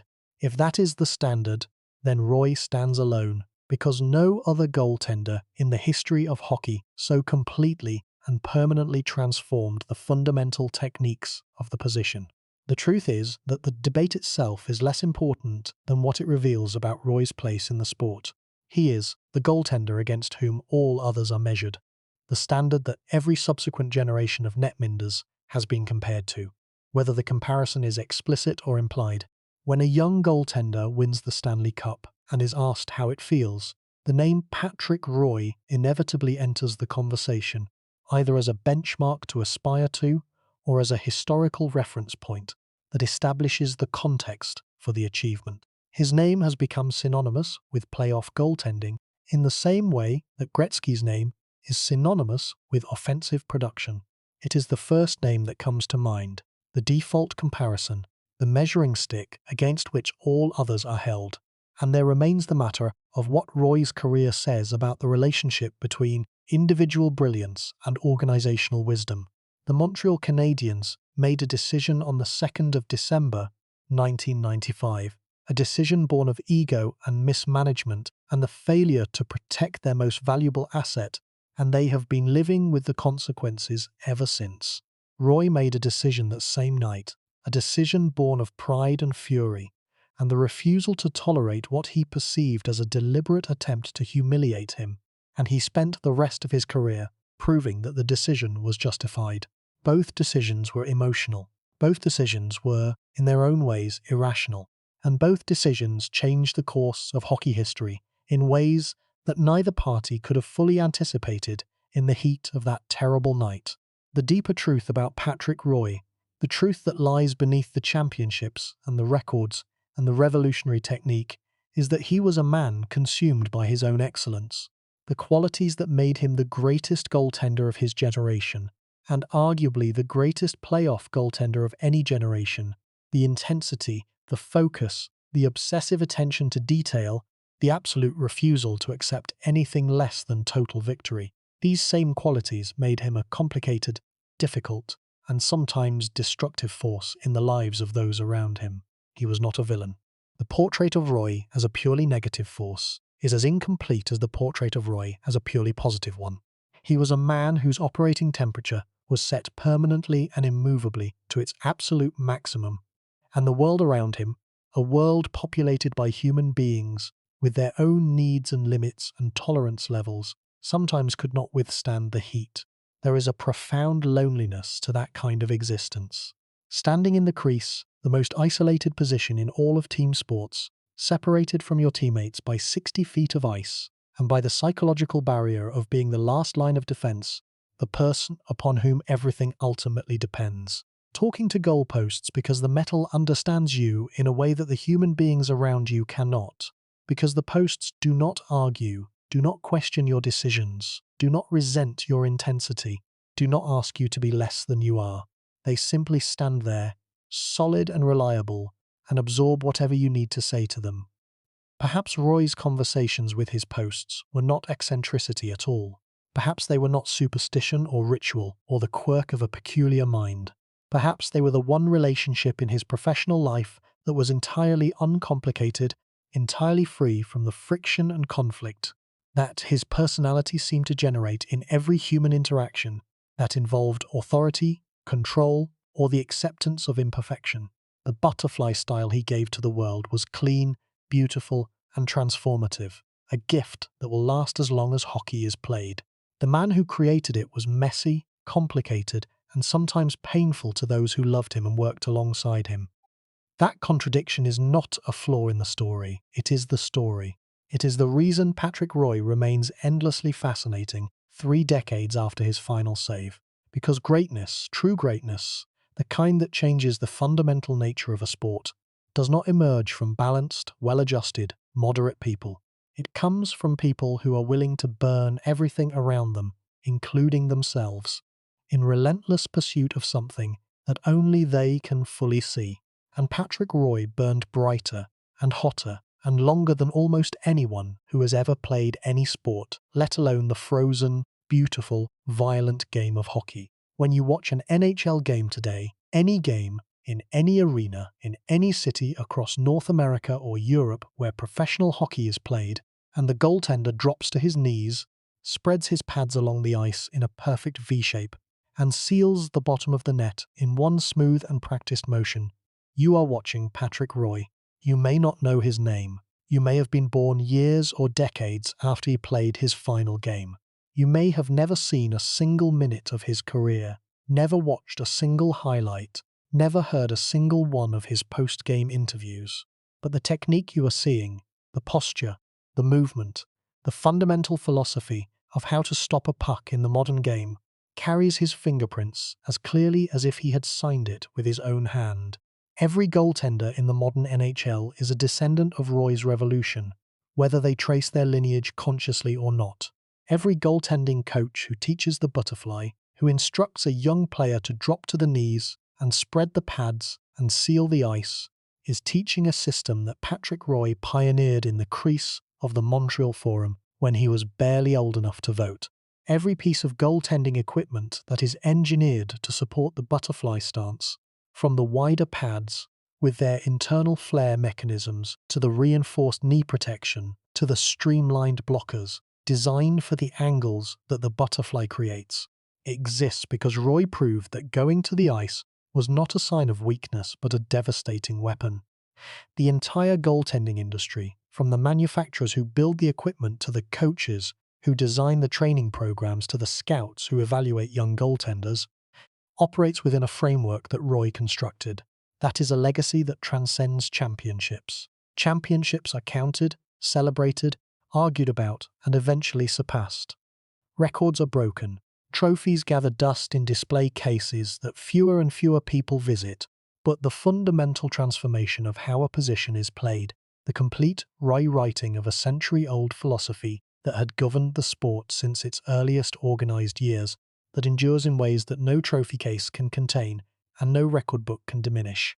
Roy did not merely win within the existing rules of the game. He rewrote the rules. He changed what the game looked like and what the game demanded of its most important defensive player, and that change is permanent. His legacy lives equally in the competitive standard he set for the position. Before Roy, goaltenders were expected to be steady, reliable, and calm. After Roy, they were expected to be fierce, passionate, and emotionally present. He showed the hockey world that a goaltender could be the emotional leader of a team, the voice in the locker room that demanded more from every teammate, the fire that ignited the competitive furnace of an entire franchise.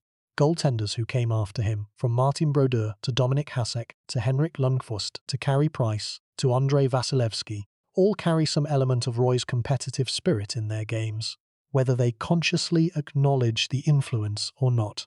Roy did not just change the mechanical technique of stopping pucks. He changed the psychological expectations of what a goaltender was supposed to be within the ecosystem of a hockey team.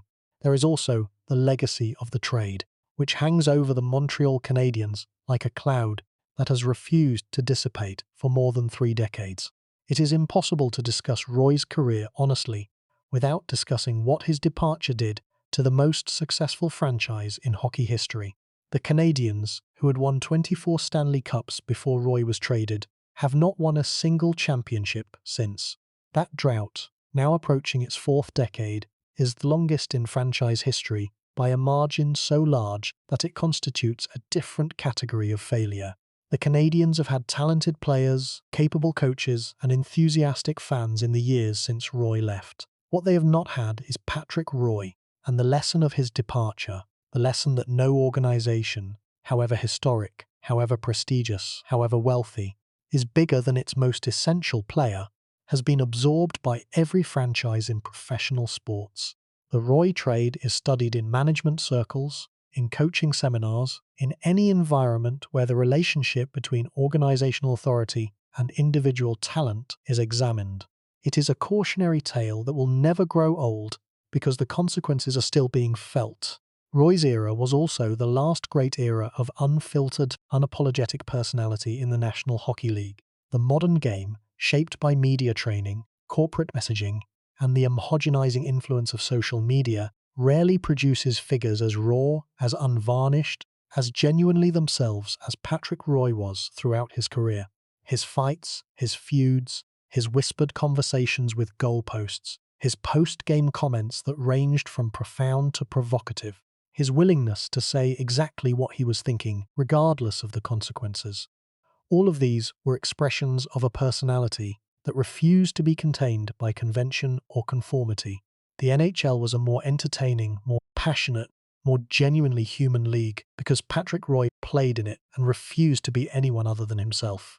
And something of what has been lost in the sport during the decades since his retirement is the willingness of organizations and the league itself to allow its most brilliant figures to express their most authentic, most complicated, most human selves.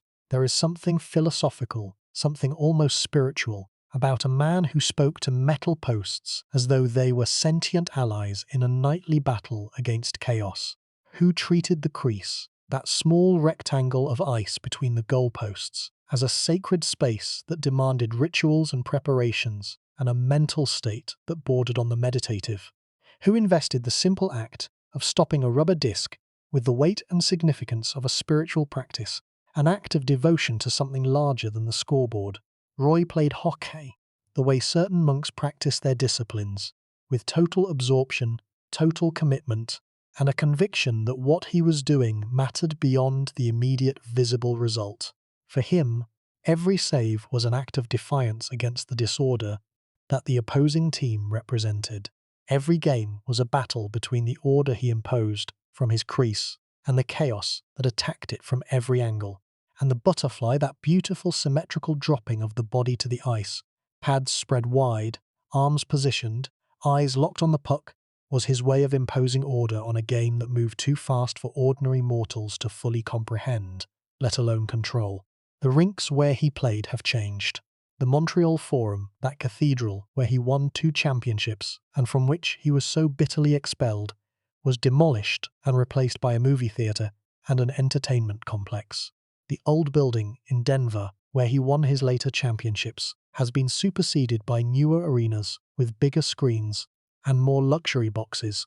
The ice he played on has been resurfaced 10,000 times. The boards he crashed into have been replaced. The nets he defended have been recycled. Every physical trace of his playing career has been erased by the relentless forward motion of time and commerce. But the position he redefined endures. The butterfly endures. The competitive standard he set endures. The story endures. And that is the truest measure of any legacy, not the buildings or the equipment or the banners, but the lasting change in how the game is played and understood, generation after generation, long after the man himself has left the ice for the final time.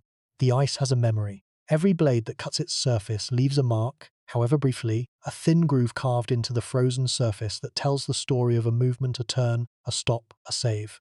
The Zamboni arrives between periods and erases the evidence, laying down a fresh sheet of glass-smooth ice that reveals nothing of what came before. But the ice remembers. Somewhere beneath the surface, in the molecular structure of the water that has been frozen and melted and frozen again 10,000 times, the ice holds the patterns. The paths worn by players who skated those same routes night after night, year after year, decade after decade, until the route became muscle memory, and the ice itself seemed to guide their movements like a river guides a boat. The ice in Montreal remembers Patrick Roy. The crease at the Forum, the crease that no longer exists because the building no longer exists, remembers the weight of a young man dropping to his knees and spreading his pads and whispering to the posts. The ice in Denver remembers too, remembers the older, more grizzled version of the same man, still dropping, still whispering, still daring the best players in the world to beat him and then stopping them when they tried. He was not the easiest man to understand. He was not the simplest story to tell. He contained contradictions the way a cathedral contains both light and shadow, both soaring beauty and hidden darkness, both the aspiration toward heaven and the weight of the stones that anchor it to the earth. He was a man who could hand the Stanley Cup to a teammate with selfless grace at 11 o'clock at night and storm off a bench in fury at 11 o'clock the next morning. He was a revolutionary who changed his position forever, and a human being who struggled to contain the very fire that fueled his revolution. He was the greatest playoff goaltender who ever lived, and a man who was exiled from the greatest franchise in hockey history because he could not coexist with a coach he did not respect. He was all of these things simultaneously, without apology, without resolution, without the neat narrative arc that biography demands but that real life so rarely provides. The butterfly lives on in every rink, in every city, in every country where the game of hockey is played. Every time a young goaltender in a cold arena somewhere in Canada or Finland or Russia or Minnesota or Michigan drops to the ice and spreads his pads, the butterfly lives. Every time a goaltending instructor stands behind the net and tells a 13-year-old to get down, to seal the ice, to trust the technique, and let the geometry of the position do its work, the butterfly lives. Every time a save is made that would have been impossible for a stand-up goaltender to even conceive of attempting, the butterfly lives. It has become so fundamental to the game, so deeply woven into the fabric of how hockey is played and taught and understood, that most people have entirely forgotten that there was a time before it existed. Most people have forgotten, or never knew, that there was a single man who looked at a century of entrenched tradition and said, "No, you are wrong, there is a better way," and then proved it by winning championships until no one could argue with the results anymore. There are young goaltenders playing today, right now, in junior leagues and college programs and minor professional leagues across the world, who have never heard of Patrick Roy. They have never seen him play. They do not know his story, do not know about the trade, do not know about the goalposts, do not know about the fury and the grace and the contradiction. But they play the butterfly. They drop to the ice and spread their pads and seal the net, and when they do, they are performing a movement that was invented, refined, and proven by a man who retired before many of them were born. That is the deepest form of legacy. Influence that outlives awareness, change that becomes so complete that it erases the memory of what came before and the knowledge of who brought the change about. Roy himself, in his life after hockey, has continued to be a complex and sometimes controversial figure. He has coached, managed, invested, and involved himself in the sport in various capacities, each venture marked by the same intensity and the same difficulty with collaborative authority that characterized his playing career. The fire has not gone out, it may never go out. It may burn within him until the very end, demanding competition, demanding excellence, demanding the kind of total victory that no coaching job or management position can fully provide. Patrick Roy was born in Quebec City on a cold October day in 1965. He dreamed, as so many boys in that city dreamed, of playing for the Montreal Canadiens, of wearing the red, white and blue jersey, of hearing the crowd at the Forum chant his name. He lived that dream more fully and more brilliantly than even his most optimistic childhood fantasies could have imagined. And then the dream curdled into something bitter, something broken, and he walked away from it with his back straight and his eyes burning, because Patrick Roy would rather destroy a kingdom than submit to a king he did not respect. He found another kingdom in Colorado, built a new legacy on the ashes of the old one, and proved that the dream could be even bigger, even more beautiful, even more triumphant than he had originally conceived.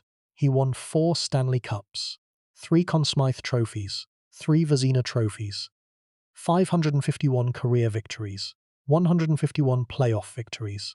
He changed how goaltenders are trained, how they are evaluated, how they are equipped, and how they see themselves within the structure of a hockey team. He changed the geometry of the net, the economics of the goaltending industry, and the fundamental expectations that coaches, teammates, and fans place upon the person standing in the crease. And somewhere beneath all of that, beneath the championships and the records and the revolutionary technique and the fierce competitive will, there was a man who talked to his goalposts, a man who found comfort in metal because the human world moved too fast, demanded too much, and never quite understood what it meant to stand alone in a crease at the center of a frozen arena and face the chaos of a game designed to test every limit of human ability. The posts understood. The posts were always there, always solid, always silent, except in the moments when a puck struck them, and they rang with a tone that sounded, if you listened carefully enough, like a voice saying no, not tonight, not in this crease, not past this man. The goalposts are still standing in arenas across the world, painted red, anchored in ice, doing the same job they have always done. And if you stand close enough to them, in the quiet moments before the game begins, when the arena is empty and the only sound is the hum of the refrigeration system beneath the ice, you might hear something. A whisper. A conversation between a man and his most faithful companions. A prayer offered in a language that only goaltenders understand, in a dialect that only one man ever truly mastered. The puck stops here. It always stopped here, because Patrick Roy was in the net. And when Patrick Roy was in the net, the puck had nowhere else to go.